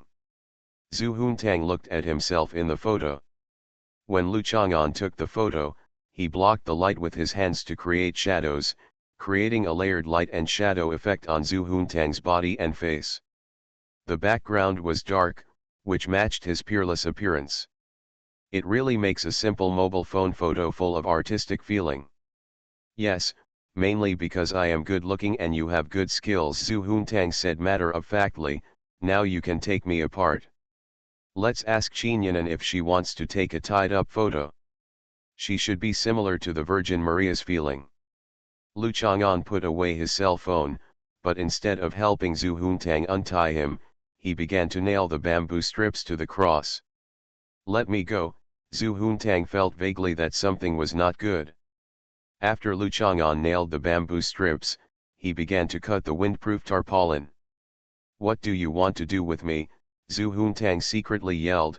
Oh no, he has become Lu Chang'an's lamb to be slaughtered again. Looking at his murderous calmness, he will definitely not be punished with just a slap on the head or a spanking. A sheep came bleating, and no one knew it was Lu Chang'an. Today I want you to remember deeply who is the bleeding sheep. Lu Chang'an continued to cut the windproof tarpaulin. I am. My Zhu Huntang immediately admitted his mistake. This kind of admission of mistakes is meaningless. Education must be profound to be effective. For example, copying your name 100 times, copying the text 10 times, or reading a book 100 times will make its meaning self-evident. For another example, in the past when practicing martial arts, a disciple would always practice a wrong move. When the master knew that this move was wrong when actually facing the enemy, it would be fatal. Often when he was sparring with the disciple, he found that he would not change despite repeated instructions, so after he made this mistake, he killed him by the way. It's death anyway. If someone else dies and loses the sex prestige, it's better to do it yourself. Lu Chang'an tied the windproof tarpaulin on the frame made of bamboo strips and wooden sticks. Zhu Huntang was still tied to it. The expression on her face was both scared and curious. She struggled from time to time, but she hesitated. Obviously she wanted to know what Lu Chang'an wanted to do with her. Are you going to fly me as a kite? Zhu Huntang suddenly thought of a possibility. No, Lu Chang'an shook his head. Have you ever heard of flying with a sword? Today I am going to fly with a sheep. After saying that, Lu Chang'an held Zhu Huntang's waist with one hand, grabbed her feet with the other hand, lifted her up, and then threw her into the sky. Zhu Huntang felt as if he was ejected from something. The speed instantly reached an astonishing level. Zhu Huntang felt the wind blowing his bangs completely spread out and stuck to his scalp. His eyelashes were curved to cover his eyes. There was a sound beside his ears. The whistling wind, the bright lights of thousands of houses were beneath her, and she was like a plane flying over the city skyline. Most of the time, her perspective was in a helicopter or some other private plane, but now she was like an aircraft. Zhu Huntang was so frightened that she couldn't even bleed. She screamed "wow," in horror. If her hands and feet hadn't been tied, she would have been dancing to the point of being dislocated. Why is it not just dancing and flying? Because Zhou Dongdong has proven that no matter how fast his arms are, he can only fly just a little bit. Ah, Grandpa! Help! Zhu Huntang yelled. Fortunately, she could turn her head. She looked down and saw that Lushan had shrunk a lot in an instant. She couldn't see Qinyan's viewing balcony clearly, let alone the figure of Lu Chang'an. Does he really want to send Zhu Huntang to the depths of the universe, never to return to Earth again? Zhu Huntang is just a fairy who can money magic. She is not like Chang'e, who can fly around the Earth and float back. At this time, Zhu Huntang suddenly felt something fell on his back. He quickly turned his head and saw Lu Chang'an standing on his back with his hands in his pockets facing the wind. Lu Chang'an, Zhu Huntang was flustered and stunned. She couldn't help but think of that night, when he jumped up first and then held her under his crotch, as if he was riding her flying in the sky. One of the 3 quatrains on passing the Huaqing Palace, Chang'an looks back at the piles of embroidery, thousands of doors are opened on the top of the mountain, and a red concubine rides on a horse, laughing. No one knows that it is a lychee. Lu Chang'an looked at the prosperous county, and the scenery was beautiful and prosperous. Far better than Chang'an city back then. The sun and the moon fly by, and the years have taken away a lot. The smell of decay and dust will always overflow in history, but there are also more fresh and beautiful scenery woven like flowers. Lu Chang'an, stand with your hands in your hands and look around. You actually stood on my back and read poetry. Can you be a human being? Zhu Huntang rolled his eyes. It turned out that the most humiliating time for her was when she was insulted by Lu Chang'an. She could never imagine what tricks he would come up with next time. Torture him. Before you fall to the ground, you'd better memorize this poem. I won't let you land on your face when you enter the mortal world again. Fairies will become angels when they land on their faces. Shit fell from the sky after Lu Chang'an finished speaking. He read it again. Again. Looking back at Chang'an, there are piles of embroidery. Thousands of gates are opening on the top of the mountain. A red concubine rides on a horse and laughs. No one knows that it is lychee. Zhu Huntang's teeth were trembling, and the apples of his cheeks were hard, but he still recited the words clearly and immediately. Huh, Lu Chang'an felt as if he had an illusion. Zhu Huntang recited it loudly again and said breathlessly, I've finished reciting it. Okay, I'll let you down. Lu Chang'an was a little surprised. There was still a glimmer of hope in this rotten wood. After reading it to herself, she actually memorized it. Although this is not a difficult task and anyone with a normal IQ can basically do it, this is Zhu Huntang after all, a person who resists learning revealed in his genes. Wait, then, let's fly for a while. Zhu Huntang came back to her senses. It turned out that Lu Chang'an didn't want to do anything to her, he just threatened her and wanted her to recite poems. Lu Chang'an frowned. Grandpa, this time is the real flight. I am a real fairy sheep, a flying fairy sheep. Come on, come up with a majestic title for me. Lu Chang'an said nothing. Did you get the idea that day when you saw Shang Guandandan let Zhou Dongdong fly? We have to be higher, Zhu Huntang shouted. Hey! Can you fly to the #1 building of Bailong Center and land? I feel this is similar to wingsuit flying. I don't even dare to fly in a wingsuit, but with you next to me, I'm not afraid of anything. You're not afraid of anything when I'm next to you, Lu Chang'an squatted down. Of course, if you accidentally kill me, I probably won't even think that I'm going to die before I die. Zhu Huntang waved his movable palm. Hey. I'm Xianmei. Lu Chang'an touched her head. Hey, there's really nothing he can do to deal with her. I'm really immortal. Author, Chulian Kui Kan Ru Xiahua. Chapter 822. Throughout the ages, human beings have always longed for the sky, and countless pioneers even paid the price of their lives for it. However, it was not until modern times that this dream was truly realized, and it also changed the size of the earth in human minds. Big and small are subjective descriptions and descriptions, not objective standards. The measurement data of the earth has not changed much, but it has indeed become much smaller. The earth has become smaller, and so have the countries. Many people are not used to living in small countries on a small earth. This feeling sometimes affects many choices in daily life. In the past, it would take a month to go to a place by horseback, which felt very far away. Now, if you take a high-speed train or plane, you will be there in a short time. It is very close, and the world has been shrunk. Lu Chang'an stepped on Zhu Huntang's back, feeling a little emotional, thinking about the issues between man, nature, and the earth. After flying for a while, Zhu Huntang was forced to land without finishing her thoughts. However, instead of hovering on the top of Lushan Mountain and slowly lowering the altitude as she imagined, she was caught by Lu Chang'an and jumped directly from the air. It felt like an elevator suddenly accelerated and fell. Which makes people panic. Grandpa, can you keep flying like this and then fly to the moon? Zhu Huntang asked excitedly. Are you 3 years old?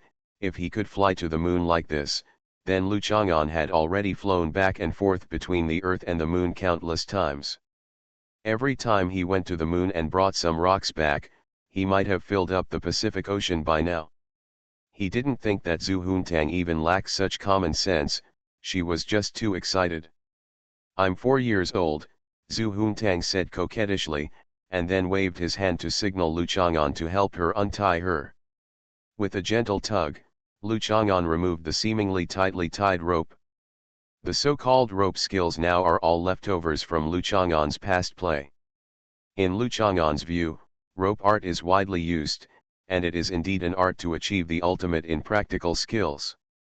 However, many so-called rope artists now only know how to tie women into various patterns with ropes, and then take a few photos. Porn is porn. If you are perverted, you will be perverted, and you will refer to art for everything. Even if Lu Chang'an feels that art is of little use, it should not become a fig leaf for pornography and perversion. As for finding a few admirers to interpret these works and interpret some so-called artistic opinions, it is even more ridiculous. It is just a low-level version of forcing new words to express sorrow. After all, for some people who are good at bullshit, the pattern that shakes out when you pee is very simple for you to interpret. For example, this guy likes to shake out patterns when he urinates, which fully illustrates his childlike nature, and the crazy graphic contrast illustrates his unruly mood at this time, and the sufficient amount pours out, and there is a kind of the joy of being released after being depressed is often like this in life. Without patience, how can we finally let go freely? We made a rubbing of the pattern of his peeing and made this painting called Birds and Whales. The starting price is NT $10 million. Give this to me. I will use the photo just now to make a life-size wax figure, and then tie it to this aircraft to commemorate. To commemorate the first time you became a real mount. To commemorate my first real flight, it was all with my magic power. Zhu Huntang confirmed that it takes a long time to make a wax figure. Even if the ability to use money requires speeding up, it will not take a day or two, not to mention the wax figure.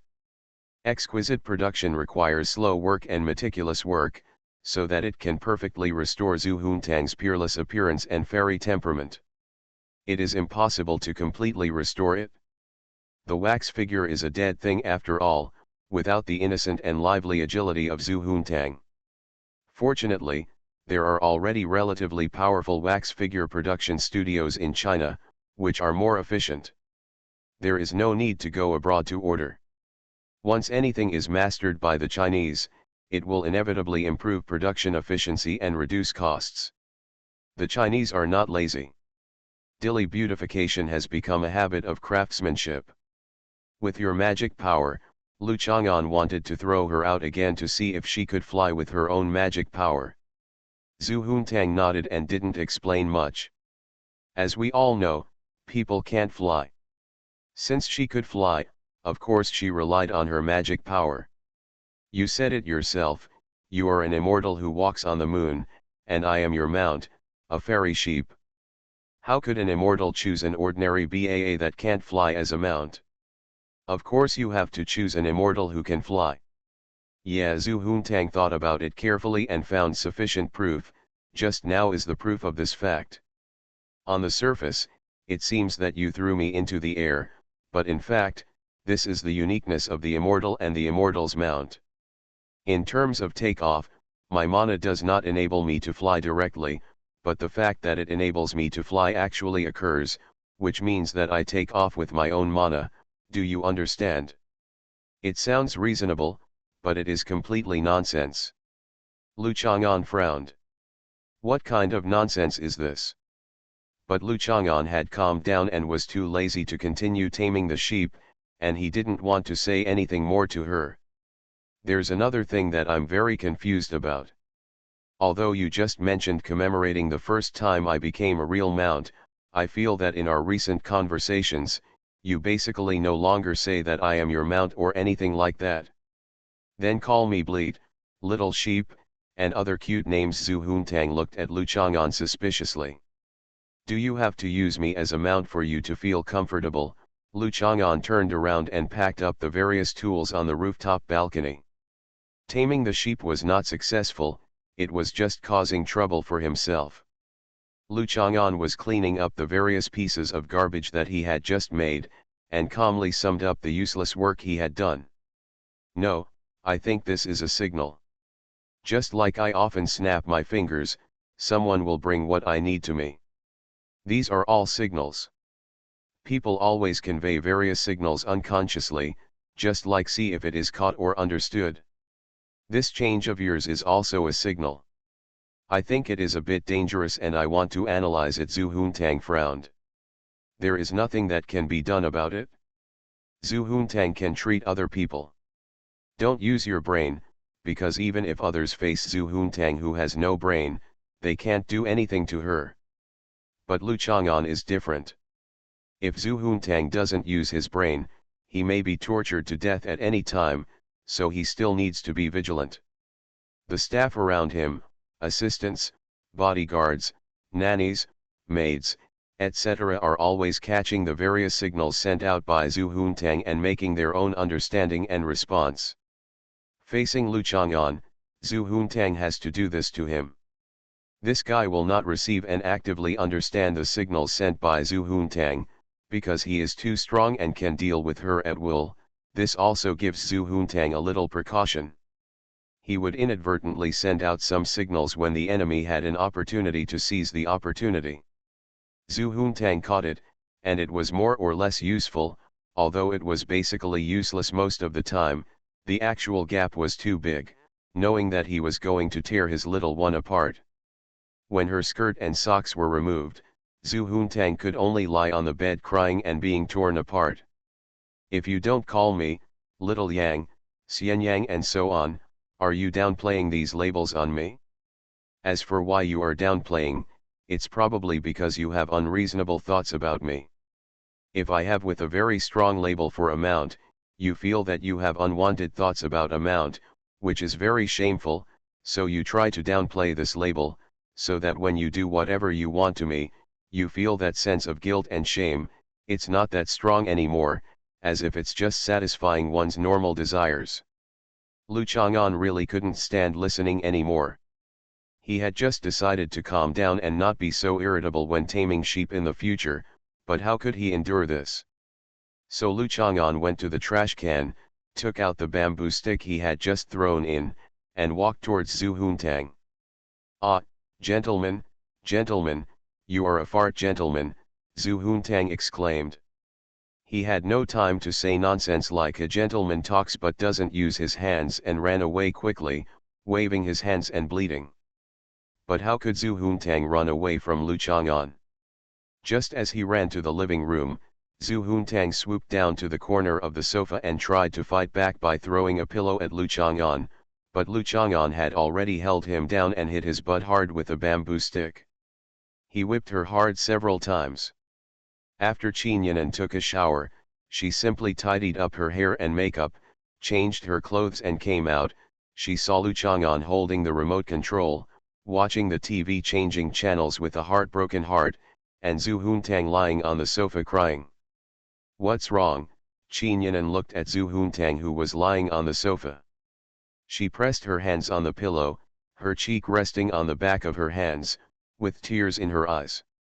She bent one foot up, then dropped it and kicked the sofa, uttering "Fairies have absolutely no temperament"-related wails. He hit me." Zhu Huntang climbed 2 steps on the sofa, pulled Qin Yan'an's skirt and asked her to sit down, then lay on Qin Yan'an's lap, pushed her head up a few times, and rubbed her for a while. Posture, and then started to cry again, pointing to his butt, indicating that he was spanked here. The low skirt Zhu Huntang was wearing had fluffy bustles under the skirt. If it was done through the skirt, it would probably not be very painful. It seemed that it was done by lifting up the skirt. Qin Yan'an couldn't just lift up the skirt to show Zhu Huntang. He helped Zhu Huntang up and said comfortingly, "It's okay, I'll show you the wound.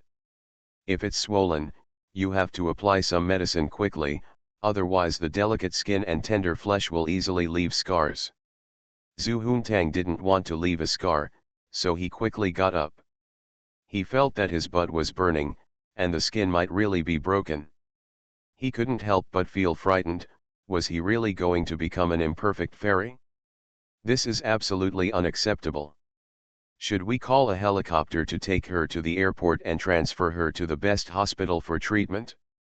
"I won't play with you anymore," Zhu Huntang shouted at Lu Chang'an and followed Qin Yan'an to the bedroom. He asked nervously, "Will there really be a scar?" It shouldn't be. Qin Yan'an was actually just diverting Zhu Huntang's attention to prevent her from crying all the time. It was related to the scar on her butt, which was a big deal for Miss Zhu San. As soon as Qin Yan'an and Zhu Huntang walked into the bedroom, they heard a knock on the door. Qin Yan'an came over and saw Lu Chang'an holding a small cup with a drop of clear liquid in it. Lu Chang'an said, "She really made me so angry just now that I couldn't smoke, no matter if there is something wrong with her, but if she puts this on, there will be no scars." "Okay, this isn't your saliva, is it?" Qin Yan'an remembered that Lu Chang'an had also smeared saliva on her belly. Later, when something got into her belly, there was no trace left on her belly. Lu Chang'an nodded, "I told you earlier, this is ambergris jade liquid, it is very precious. As long as I keep spitting on your belly, I can replenish it." Qin Yan'an kicked him and closed the door. You are listening to Novels at Bless Up channel. Wish you happiness and luck. Please subscribe to receive new novels. How do you feel about this novel? Please like and leave a comment. I'm really immortal. Author, Chulian Kui Kan Ru Xiahua. Chapter 823. Lu Chang'an watched TV for a while, and Qin Yan'an came out. Lu Chang'an's eyes fell on her involuntarily. Everyone has the need to appreciate beauty and aesthetics. When they see beautiful things, they will naturally pay attention. This is also a natural instinct to pursue beauty. This is also the reason why men often look away when they see beautiful women on the street. There is no need for a man's female companion to pull his ears to wake him up at this time. This is completely killing his nature. Over time, it is possible for men's aesthetics and taste to decline. At that time, women will go online to complain about their men's straight aesthetics and so on. Lu Chang'an's eyes started from the few toes exposed from Qin Yinan's high-heeled slippers, all the way to the soft corners of her eyes. A perfect woman always has every detail exquisite to the extreme, such as the smooth color of her toenails and the slight squint at the corners of her eyes. The temptation she brings out makes people feel that if the eyes were the lens, then every scene on her body would be a perfect composition and photo. Especially the slender waist, which does not need to be deliberately twisted at all, will be brought out by the graceful curves when walking, which is something that many people cannot achieve through deliberate study and exercise. After simply admiring it for a few times, Lu Chang'an withdrew his gaze, pointed to his side, and motioned for Qin Yinan, who was about to sit on the opposite couch, to sit over. Qin Yinan pouted, gave up her reserved look, held the bottom of her skirt with her backhand and sat down. "Why do you look angry again?" Lu Chang'an asked. He did not ask about Zhu Huntang's situation. He still acted in a measured manner, not to mention that he gave her ambergris jade liquid, so there must be nothing wrong with her. It's not surprising that Qin Yinan is angry. Women are always angry for various reasons, just like men who have to adjust the feeling and position of their crotch against their skin when they have something to do. When some people see the sentence, they will involuntarily feel like grabbing their pants. Qin Yinan is not actually angry, she just wants to see his reaction when she is angry. Women like this. When they are really angry, they need to be coaxed to be happy. When they are not angry, they recall the feeling when he coaxed her, so they endure it. You can't help but find something to get angry about or pretend to be angry so that he can calm you down. Even Zhu Huntang's butt can enjoy the treatment, and you use it to deal with me and my children? Do you think I should be angry? Qin Yinan said calmly. She is not the kind of little girl who always likes to let men guess why she is angry. That is too pretentious and annoying. She likes to act angry and let men coax her, and just being angry and annoying others is completely different. It's two different things. Everything should be done in moderation. This is something that many girls fail to notice when they act coquettishly and make people irritated. It's easy. I'll save a basin of saliva for you next time. It's enough for you to drink. Lu Chang'an suddenly realized that this matter was not difficult to handle, and it didn't require him to make a basin of facial cream. Qin Yinan was really annoyed. She turned sideways and pinched his waist. It didn't hurt him anyway, but the woman wanted to show off her fierce look. She slowly came closer and gritted her teeth. If he spoke like this again, he would bite his ear. Lu Chang'an felt the air blowing like orchid in his ears, and her breath made people feel the air caressing the cochlea. He couldn't help but feel a little itchy, and he quickly raised his hand to hold her face. Beauties generally don't have big faces. Only Cao Swekin could describe a girl's face as a silver basin. Lu Chang'an's hands could even hold a basketball, and it was easy to completely block her face. Qin Yinan opened her mouth and bit his finger.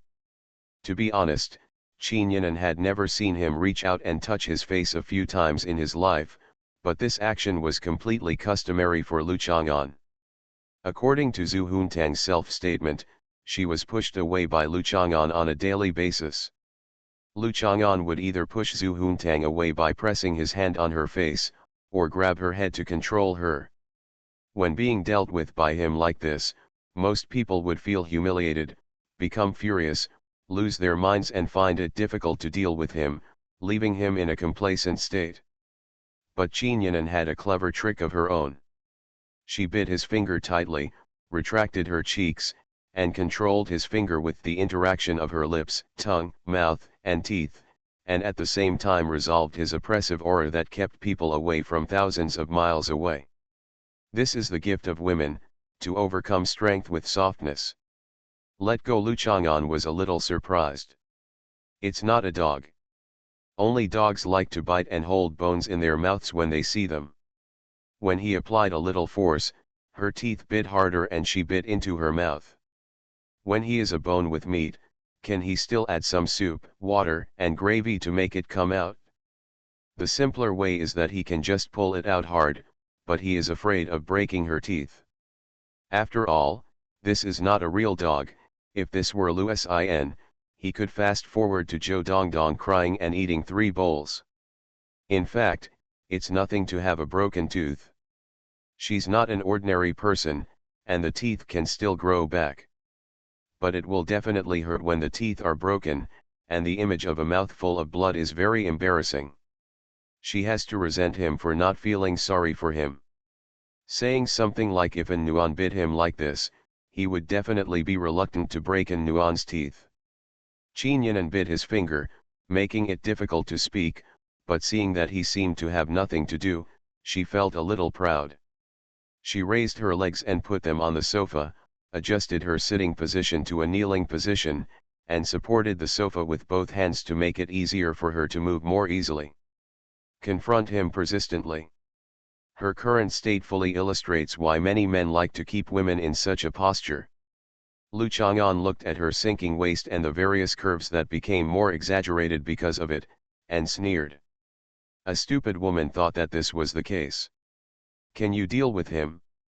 Lu Chang'an stretched out 2 fingers and inserted them into Qin Yinan's nostrils. Even though she was no longer an ordinary person, she had not evolved to the point where she did not need to breathe air at all. What's more, over the years, the body's needs for eating, breathing, etc. have become instinctive. If the instinct is suppressed, you will not get used to it and feel uncomfortable. Qin Yinan only felt that his nasal cavity was being pushed up and the whole thing was stuffed. His breathing was suffocated. He couldn't help but take a deep breath in his chest and abdomen, which made his nostrils press closer to his fingers. His tear glands seemed to be affected, and his eyes started to shed tears. Impulse. Yes, who wouldn't want to cry in this situation? She did have some intention of having a little fun with him in her heart. When a woman like her bit his finger like a cute puppy, which man wouldn't be ready to move and give birth to some charming feelings? What would a man who knew how to feel like do at this time? No one would need to remind him, right? No matter what, no one would stick their fingers into her nostrils at this time. Is this something people do? Only the stinky man would do such a thing. Qin Yinan was so angry that she bit his fingers harder, opened the 2 fingers he had inserted into her nostrils, and stared at him angrily. Then just bite it. Lu Chang'an had no choice. After all, he was his sister, so he couldn't be cruel. If it had been anyone else, he would have inserted her nostrils and pushed her up. Qin Yinan had a somewhat stubborn temper, which she inherited from Yesijin. If he asked her to bite him, she would bite him and treat it as practice. Practice means practicing the skill of biting. After all, teeth are also sharp tools controlled by animal instincts. No one will think wrong about this. After all, there are still many decent people. Lu Chang'an picked up the remote control again, and Qin Yinan bit his finger, no longer caring about maintaining her various charming and seductive postures. She sat down cross-legged with her arms folded across her chest.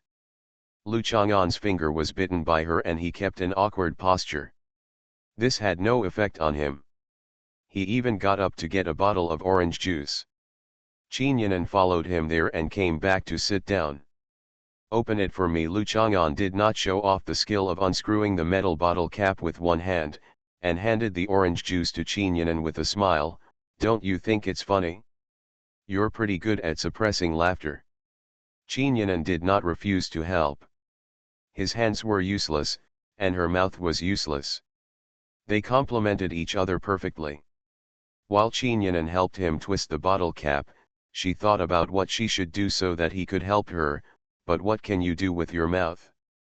Unable to remember for a moment, Qin Yinan unscrewed the bottle cap and wanted to take a sip before handing it to Lu Chang'an, but it was impossible to let go of his fingers, so she had to give up. Lu Chang'an took it and drank it. At this time, Zhu Huntang, who looked pitiful and aggrieved but was ready to do something, came out.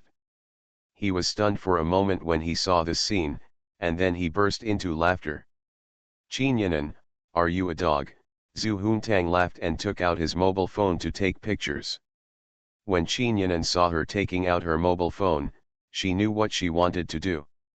She quickly opened her mouth and spit out Lu Chang'an's finger, pointing at Zhu Huntang. "You are ungrateful. You actually want to take pictures. If I had known, I should have given your red ass just now. Take 2 pictures." After saying that, Qin Yanan regretted it so much that she only enjoyed the feeling of being a stepmother and forgot that the other party was still her best friend.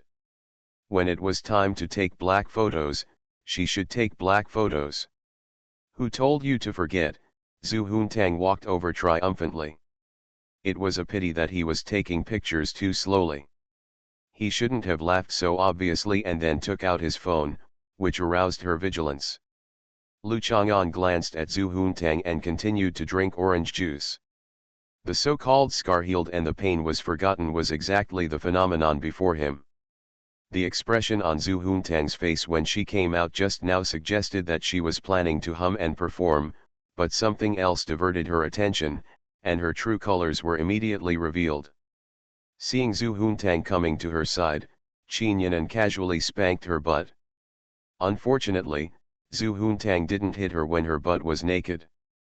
Now it won't hurt or itch. There is no other way, and she can't be cruel. You can't really beat Zhu Huntang until she cries, otherwise the stepmother will be suspected of abusing her child. All mothers, stepmothers, and stepfathers who abuse children in this world should go to hell and frying pan, be deprived of reincarnation forever, be cut into pieces with 1,000 cuts, and suffer 10,000 years of abuse before their bones are reduced to ashes. Qin Yanan enjoys the feeling of being Zhu Huntang's stepmother quietly. Now she realizes a disadvantage. She can't treat Zhu Huntang like before. If you are too spoiled to Zhu Huntang, you will be said to have a dark mind and want to spoil Zhu Huntang so that Lu Changchun can eliminate a rival who will succeed him as the leader of the Kyushu Fenglai sword sect. Qin Yanan didn't know for the time being whether Lu Qianqian would be interested in the position of the leader of the Zhuzhu Fenglai sword sect in the future. Zhu Huntang seemed to be very interested. At first, he wanted to join even if he was a fat sheep. Later, he climbed up step by step and is currently living there temporarily. The position of Saint Protector is much higher than that of the original intern gang members. Of course Qin Yanan can't be cruel to Zhu Huntang, so the image of the bad stepmother is even more solid. It's really a headache. "Are you itchy again?" Lu Chang'an was watching TV and felt Zhu Huntang nuzzling towards him, as if he was about to do something or say something. Lu Chang'an said calmly. "I found that you are not always witty," Zhu Huntang said with certainty. "A wise man will make a mistake every time he thinks about it, and a fool will discover it. A fool thinks a lot, but there is always a time when he is wise and brave." Lu Chang'an didn't take it seriously. The word wit was originally a good word, but it was used so much by Zhou Dongdong and Zhu Huntang that it didn't sound so witty. Zhu Huntang said he was not witty, and Lu Chang'an even thought it was a compliment. Qin Yanan stood up, took the opportunity to pinch Lu Chang'an's ears, and then prepared to clean up the living room. Sister Lan was gone, and many things required her to do it herself as a pregnant woman. Fortunately, she didn't show her pregnancy yet, so she could still do something. He saw that in his eyes. He didn't care about a few words. "You beat me up first and then came to treat my injuries. Why bother? I won't learn my lesson at all." Zhu Huntang calmly analyzed Lu Chang'an's tactlessness. Lu Chang'an now understands why so many people are prone to high blood pressure, physical fatigue, mental fatigue, irritability and anxiety, and even myocardial infarction after becoming parents. As soon as Zhu Huntang opened her mouth, Lu Chang'an wanted to beat her. "You should beat her up again, and then let her go to the hospital to repair Miss Zhu's delicate butt." Qin Yanan could no longer care about the suspicion of spoiling her stepmother. Lu Chang'an no longer wanted to beat the child today, and he even decided not to encourage Zhou Shuling to beat the child in the future. Of course, if Zhou Shuling wanted to beat the child herself, he was still willing to watch calmly. "There is another very serious matter." Zhu Huntang sat down where Qin Yanan was just now and said seriously, When I usually read some romance novels, when the male and female protagonists are in the ambiguous stage, they often mention indirect kissing. Qin Yinan stood up straight, frowning and staring at Zhu Huntang. What is an indirect kiss? For example, Lu Chang'an took a sip of orange juice. Zhu Huntang pointed to Lu Chang'an's orange juice. Qin Yinan also took a sip, and their lips touched the mouth of the orange juice bottle. Then it is considered an indirect kiss. Actually, the key point to authenticate an indirect kiss is not that the lips of two people are in contact with the same thing. Otherwise, people like you who go out to restaurants to eat, wouldn't you be indirectly kissing countless people? Shut up if you're fine and don't make people disgusting, Qin Yinan said angrily. Although Zhu Huntang just said that she and Lu Chang'an kissed indirectly, Qin Yinan was still a little sweet. How can Zhu Huntang be an obedient person? Of course he wouldn't shut up. Even though the way Lu Chang'an was watching TV revealed his evil intentions, Zhu Huntang still insisted on talking. Contacting the saliva left by others is the key to indirect kissing. Lu Chang'an's saliva just now, if it's applied to my butt, it's basically like Lu Chang'an kissed my butt. After saying that, Zhu Huntang twisted his body. There was really nothing he could do. Take all precautions. When the little fairy was eventually defiled, she was already 1%, or 1/10,000th impure. Lu Chang'an laughed. Zhu Huntang kicked his legs and retreated continuously. At this time, Lu Chang'an did not get up and beat the person, but laughed as usual. It was really terrifying. Listen to me, you have a reason not to hit me. Zhu Huntang calmed down and prepared to use her own theory to convince Lu Chang'an. She has confidence and experience. She has calmed and suppressed Lu Chang'an's violent temper several times. Experienced. Say it. Qin Yinan hurriedly came over to be the peacemaker. She was no longer worried about Zhu Huntang's aura of IQ infecting Lu Qianqian. She was most afraid that Zhu Huntang's method of seeking death without giving up until he saw the yellow river and not shedding tears until he saw the coffin would be infected with him. Lu Qianqian. It will be a trivial matter for Lu Hanchang to be beaten every day. The key point is that even if Lu Chang'an has strong physical and mental qualities, he is always tortured by Lu Hanchang and Zhu Huntang. It would be too pitiful, then he disappears in anger. What can we do in decades or hundreds of years? I just checked it in the room. In ancient times, the Vikings began to have a hand-kissing ceremony. After the monarch left, the thresholds he walked through, the locks he touched, and the chairs he sat on were all recorded by his subordinates. When it comes to kissing, the highest etiquette is to kiss the monarch's buttocks, but later it gradually evolved into kissing the hands. In this case, if you indirectly kiss my buttocks, it means that I am your monarch and you have sworn allegiance to me. Zhu Huntang put his hands on his back, exuding the aura of a fairy to fight against Lu Chang'an's ferocious flames. I have no other requirements. From now on, I will be the Kyushu Fenglai sword section. Before Zhu Huntang could finish her words, Lu Chang'an picked her up and laid her across the sofa and beat her up. Hearing her cry, Lu Chang'an left expressionlessly. This was getting more and more outrageous. I'm really immortal. Author, Chulian Kui Kan Ru Xiahua. Chapter 824. The night breeze was cool, as if a female ghost named Xiaoqian was passing by, her long hair caressing Ning Keichen's skin, with a soul-eating enjoyment in the coldness. Lu Chang'an is going to catch the strange beast, and he doesn't plan to take Zhu Huntang with him.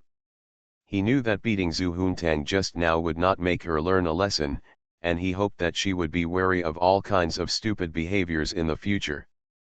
Physical pain would not have any effect. Thinking back to when we first met, facing a strange and powerful mysterious existence, we dared to try to deal with him and control him. What we are doing now, provoking him regardless of life or death, is not surprising.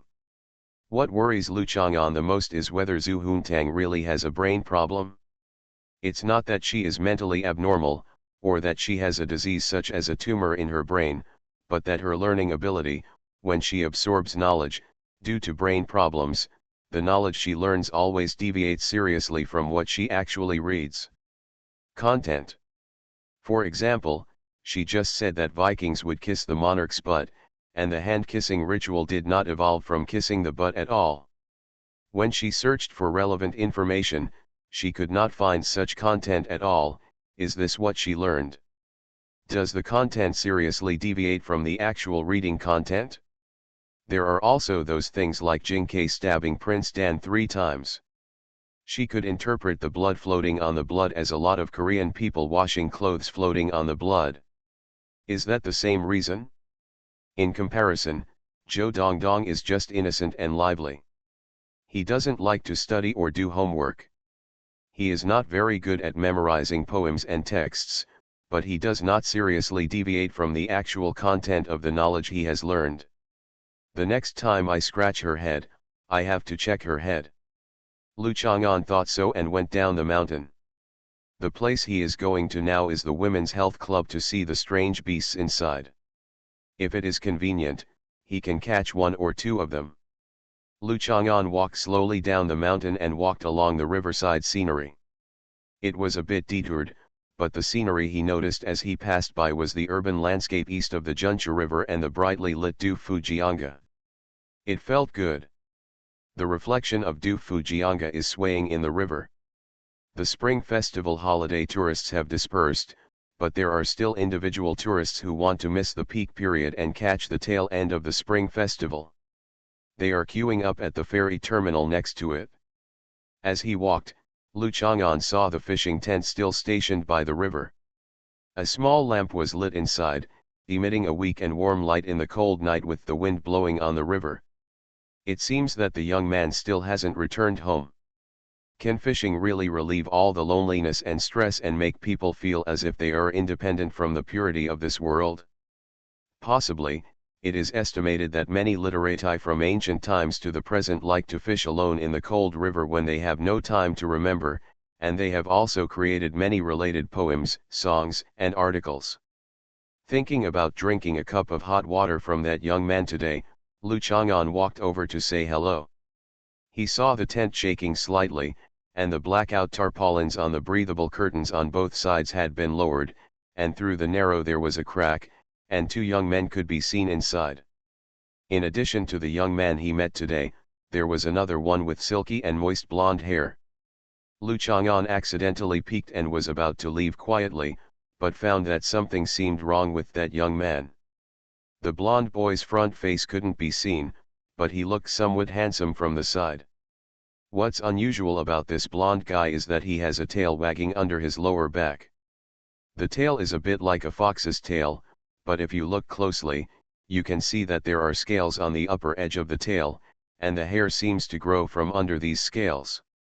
Lu Chang'an thought about it carefully, and found that apart from the tail of a fox, there were no animals with such tails among the species publicly recorded by zoologists, at least he didn't know about it. He took another look and saw that the blonde boy's ears were slowly turning into a triangular shape and fluffy, and there was a tattoo on his neck that looked like a carp fin. There is a beast that looks like a fox with fish wings. Its name is Zu. Lu Chang'an thought of such a strange beast. Its striking features were very similar to the blonde boy's ears, carp tattoos, and scaly tail. If this kind of strange beast were humanized, it would most likely look like the blonde guy in front of me. The fishing guy probably didn't notice it before. He closed his eyes and enjoyed it passionately, and didn't pay attention to his lover's half-human, half-animal appearance. Look. What a good fishing guy. The so-called longing for the sense of detachment when fishing is meaningless when faced with the pleasure of being satisfied when desire strikes. Lu Chang'an originally didn't want to meddle in other people's business, but since he drank a glass of hot water, he might as well remind him. Friend, do you envy Su Xian? Lu Chang'an looked at it for a while and asked with concern when he realized that the blonde boy's inhuman state was becoming more and more obvious and that he might reveal his true form and do something to the fishing boy. Su Xian in the TV series saw White Snake turning into a snake, but even his soul was frightened and went to the underworld. This doesn't mean that Su Xian doesn't really love Whitesnake. It's just that the object of his true love is a person. When he found out that the object of his true love wasn't even a person, it was natural for him to be scared to pieces. Su Xian's fear of snakes has nothing to do with Lin and Suzhou during the Song dynasty. Suzhou was not only not afraid of snakes, but also raised spiritual snakes. There is still one playing with Aurora, Sumei, and others in Antarctica. The fishing boy was surprised when he heard this, and the slightly impressed voice could be that of an acquaintance, right? Seeing him having passion with a man, wouldn't he be doomed? He quickly opened his eyes, but before he could find out who he was familiar with, he was startled by the scene in front of him. In the small tent, the original blonde boy disappeared, replaced by a half-orc with a fox face and a long tail. Its face was half fox and half human, with two plush heads on its head. It has big ears, a strong body, and its muscles have bulging out of its clothes. It is much stronger than when the fishing boy first saw it in its human form. Especially its two legs, which are as thick as a bodybuilding performer taking drugs, and a thick-waisted tail like a plush mink coat that stretches from the chair to the ground. You, what are you? Just after saying this, the fishing boy scratched his chest, and a strong sense of fear came over him. The kind of on-the-spot psychology accumulated from watching supernatural and ghost movies and novels instantly flooded over. The fisherman leaned back in stress, fell off the chair, and fainted. It turns out that in the legend of the new white snake, Su Xian was scared to death when he saw Bai Sahan's true face. Lu Chang'an did not have such a feeling. Nowadays, many people faint while walking on the road, let alone under the shock of strong stimulation. He bent down and checked the fishing boy's condition. It was nothing serious. When he woke up, he would probably think it was some nightmare and scare himself to death. Even if the fishing boy has many questions, there is no way to answer them. He can only puzzle over them and then gradually accept or forget them. Are you Zhu Yan? Lu Chang'an looked at the half-orc in front of him and basically determined the true identity of this thing. It was far less famous than the water monkey, but its appearance was much better than that of the water monkey. He looked strong and powerful. If he were in a completely beastly state, he would probably have a physique similar to that of Lu Sin, like a calf. Now many people may not have seen a calf. Let me describe it specifically: big.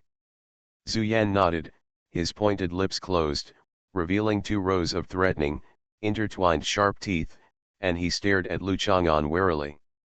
This human is a male, do you understand? Lu Chang'an asked. He was a little suspicious that these strange beasts had just woken up and were not very smart, so they might not be able to distinguish between men and women. What's more, in ancient times, the physical differences between men and women were not as huge as they are now.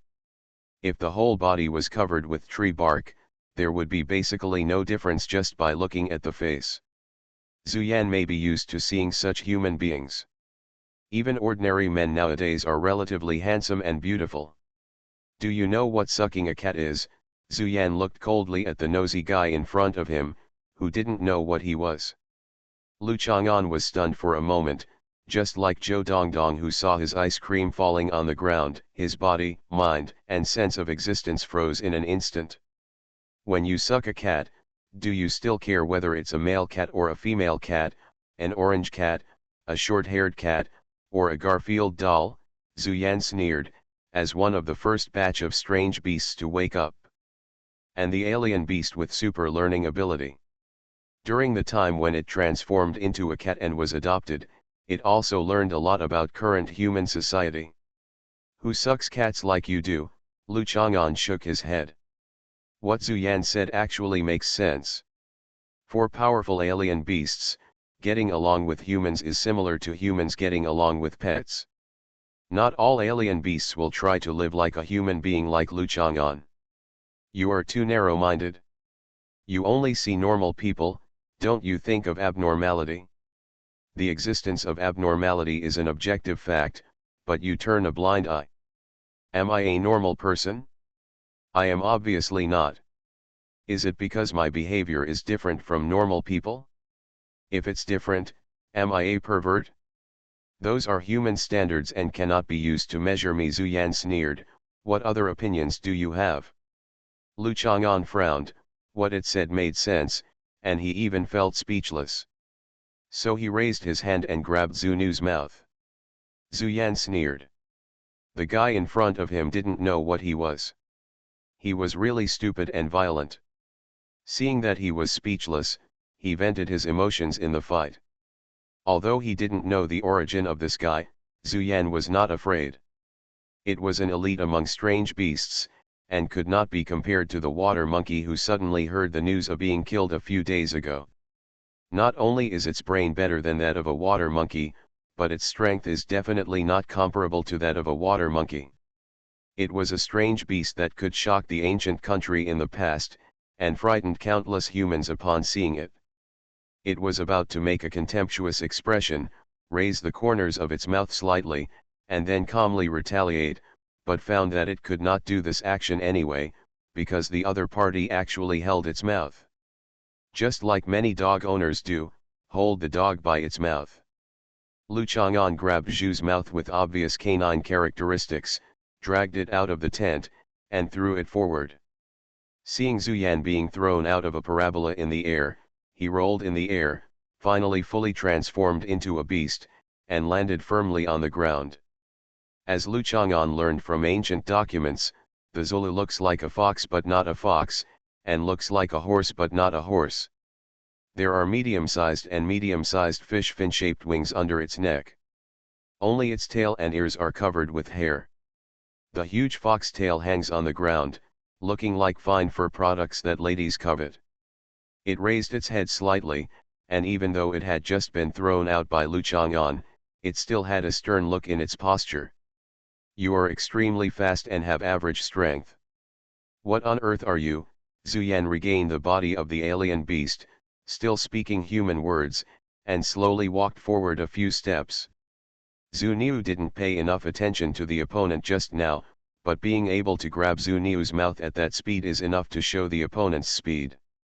However, the force with which Zhu Niu was thrown out was very ordinary, or the other party had reservations, but he could not. There is nothing more powerful than that.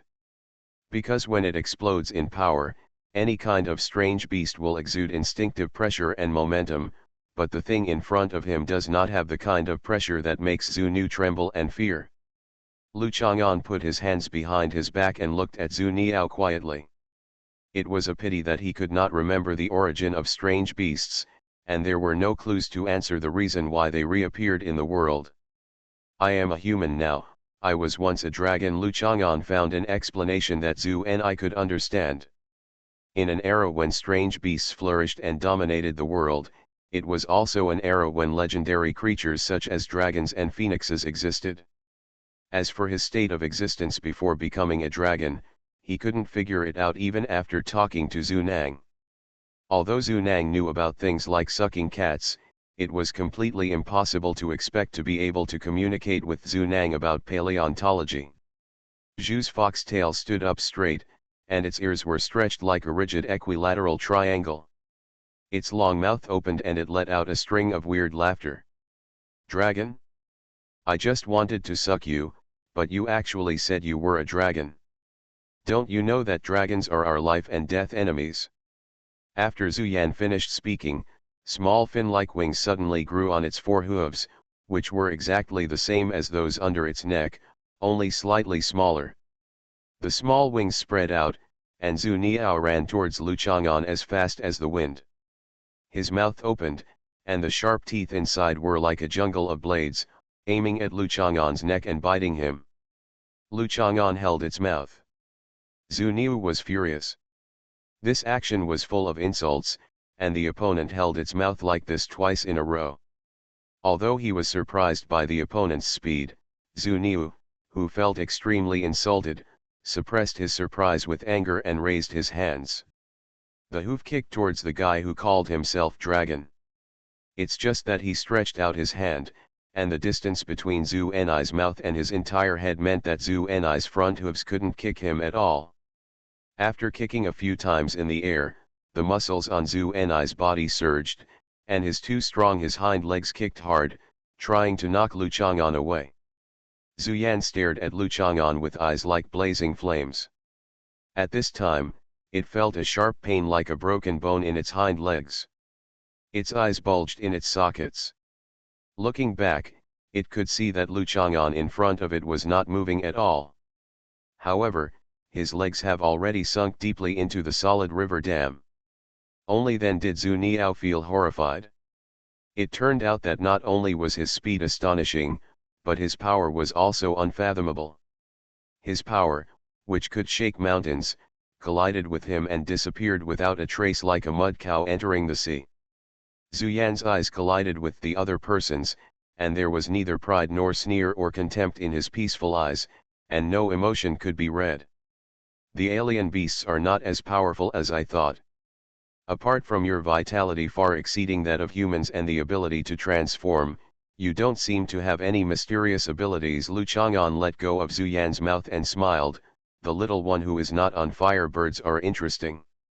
He opened his mouth, and the pain of being tightly bound by the iron hoop and causing his teeth to penetrate into his gums finally disappeared. Zhu Yan reluctantly pulled his hind legs out of the deep pit. His strong vitality allowed him to recover extraordinary. It could feel the rebound force from his hand just now, which really broke its bones. This was not a serious injury to the alien beast, and its super vitality made it return to normal almost immediately. It's just that its state of mind can never recover. What is the origin of the other party?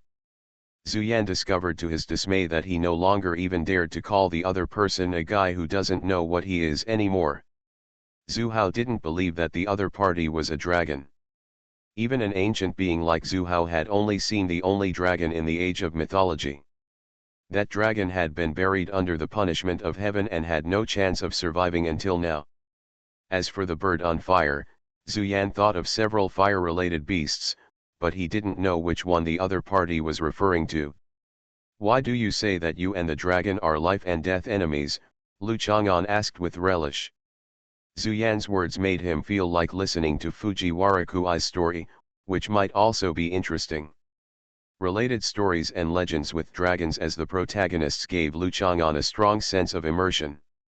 Everyone knows that having a sense of immersion in a story is the basis for generating and strengthening reading interest. Zhu Yan was a little hesitant, but he still spoke with a gloomy expression. I found that people nowadays don't believe that the dragon really existed, but that it died in the punishment of heaven. The dragon in the 12 zodiac animals is now a memorial to mankind. Its death. Although the other party claimed to have been a dragon, Zhu Yan did not believe it. He only thought it was random nonsense. The real reality is that no one has ever seen a dragon again, and no one believes that a dragon ever really existed. What is heaven's punishment? Lu Chang'an frowned slightly. This passage seemed similar. He seemed to have heard it when he was eating ice cream or reading a book with Zhou Dongdong in a bookstore. The man failed to strike up a conversation with Zhou Shuling and was almost bitten by a dog. Fujiwara Kui. At that time, Fujiwara Kui was not talking about divine punishment, but about Nuwa mending the sky, or it was the same thing. You've always heard of Nuwa, right? Sure enough, he was related to Nuwa mending the sky. Lu Chang'an felt a little regretful. I've heard of it, but I don't know if I know him. I feel like he is a very powerful person. According to modern people, Nuwa's mending of the sky means huge rocks from the sky attacking the earth. We, the strange beasts, are witnesses, and those who have experienced it can prove this. At that time, huge rocks with blazing flames and trailing flame tails fell from the sky, and the sky seemed to be broken. The earth trembled and tore countless gaps. Zhu Yan closed his eyes, and the scene seemed to be still in front of him, clearly engraved in his soul, with a fear that could shatter his soul. I have heard of this passage. Lu Chang'an helped him continue. The ancestors were extremely frightened. They felt that the sky was falling. The fireball had not yet hit the ground, but it had already made their faces hot, and the hair of the immature babies was burnt in the air. Crying in the arms of their parents, facing the power of heaven and earth, their parents could only kneel down and long for mercy from heaven. At this time, the dragon rose into the sky, as if carrying the will of life on earth. It shattered those meteorites. In the end, it also exhausted life, died together with the last meteorite, touching. Lu Chang'an waved his hand in embarrassment. You don't need to say anything about such a great achievement. It should be.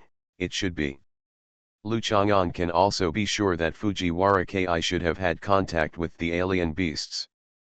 What Zhu 11 said is basically the same as what Fujiwara Kui said. If the information obtained from Zhu 11 is not enough, then he can also go to Fujiwara Ki. Jing asked in a friendly manner. Zhu Niao's face was expressionless, and he was even more sure that the person in front of him was definitely not a dragon. He was just a strong human being, and only a strong human being would talk about dragons in such a tone. For alien beasts, dragons are not so kind to them. Yes, dragons protect humans on this land, but what about the strange beasts? Zhu Yan said coldly, suppressing his anger. Alien beasts. Lu Chang'an never thought about what the alien beasts at that time would do. They were far more powerful than humans, and some of them were strong enough to shake mountains. What's more, they were very scattered and did not always live in groups like humans. When a meteorite hits, the alien beast can dodge, but even if it doesn't have time to dodge, the only one that dies will be the alien beast. If it falls on an area where humans live together, it will often lead to the destruction of the ethnic group. It is even conceivable that if the situation at that time had not been used to protect the humans on this land, there would be no such thing as Xia, Shang, and Zhou in the world today. The continuation of brilliant civilization. The dragon was originally the king of alien beasts, but it ignored the alien beasts under its command. It protected humans, but the alien beasts died. The main areas where humans live were preserved, but the alien beasts' my homeland was completely destroyed. I don't know how many years have passed, but Zhu Yan's tone is still filled with resentment. So that's it? It seems that under the circumstances, the dragon could actually choose to protect the alien beasts, but it chose to protect humans. Lu Chang'an understood that this was actually the case. He can understand Zhu Nu's grievances. It's like some countries now. The domestic situation is in a mess and many citizens cannot survive, but the head of the government is still pointing fingers at the outside world. No, this metaphor is wrong. It should be said that some countries were invaded by foreign enemies and their citizens suffered numerous casualties, but the government and military went to protect other countries. It is impossible for the citizens of the country not to be resentful. In the eyes of alien beasts, dragons are also alien beasts. When danger is approaching, even if the dragon cannot protect them, the dragon should stand with them. What's more, it has this ability, but it chose to sacrifice itself to protect them. Humans, this is tantamount to betrayal for the alien beasts. Fortunately, we survived under the protection of Empress Nuwa. Although we slept for countless years, we finally woke up. Zhu Nu looked up at the sky and couldn't help but feel a little sad. Is it really still the same starry sky? Lu Chang'an was a little surprised. Isn't Nuwa the guardian of human beings? How come Nuwa went to protect the alien beasts, but the dragon, the king of alien beasts, went to protect humans? Zhu Nu was silent. The surviving beasts now respected Nuwa Empress extremely and did not dare or were unwilling to point her behind her back. Did Empress Nuwa survive? Lu Chang'an asked curiously. Someone who can withstand meteorites and protect alien beasts should be able to recover like him. It is this Nuwa Empress. I don't know if she is the ultimate existence evolved from local creatures, or she is a visitor from outside the world who came at that time.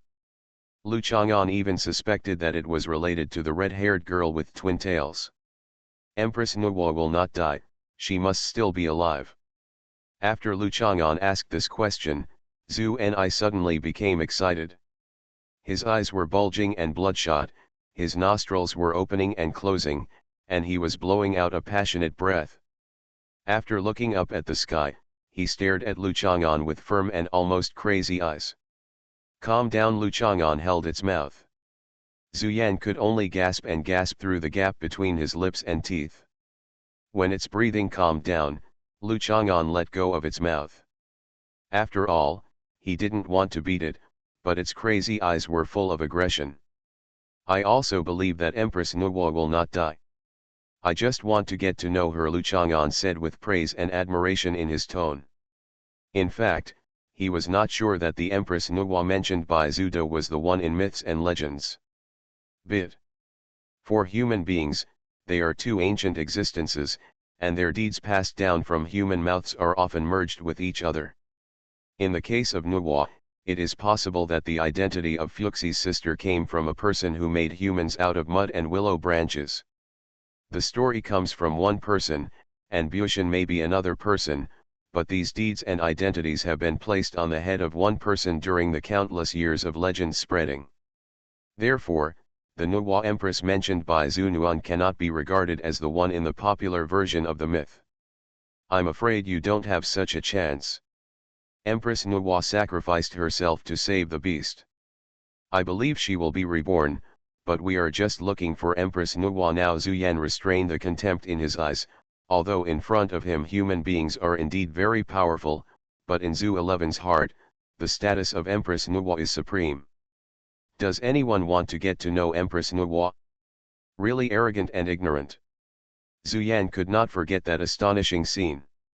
Even the strange beasts trembled in front of the power of heaven and earth. There were many powerful beasts that could shake the mountains with just a single movement, appear and disappear in the rivers, and make the water rise and fall. But even these strong men who were as quiet as lying on distant mountains and as moving as a tornado were still standing on the burning boulders. When attacked, they can only flee in panic. At that time, there was only the figure of Nuwa, flying retrogradely into the sky, facing the meteorite that seemed to burn everything, smashing the fireballs into pieces, and using her body to give the alien beasts a chance to survive.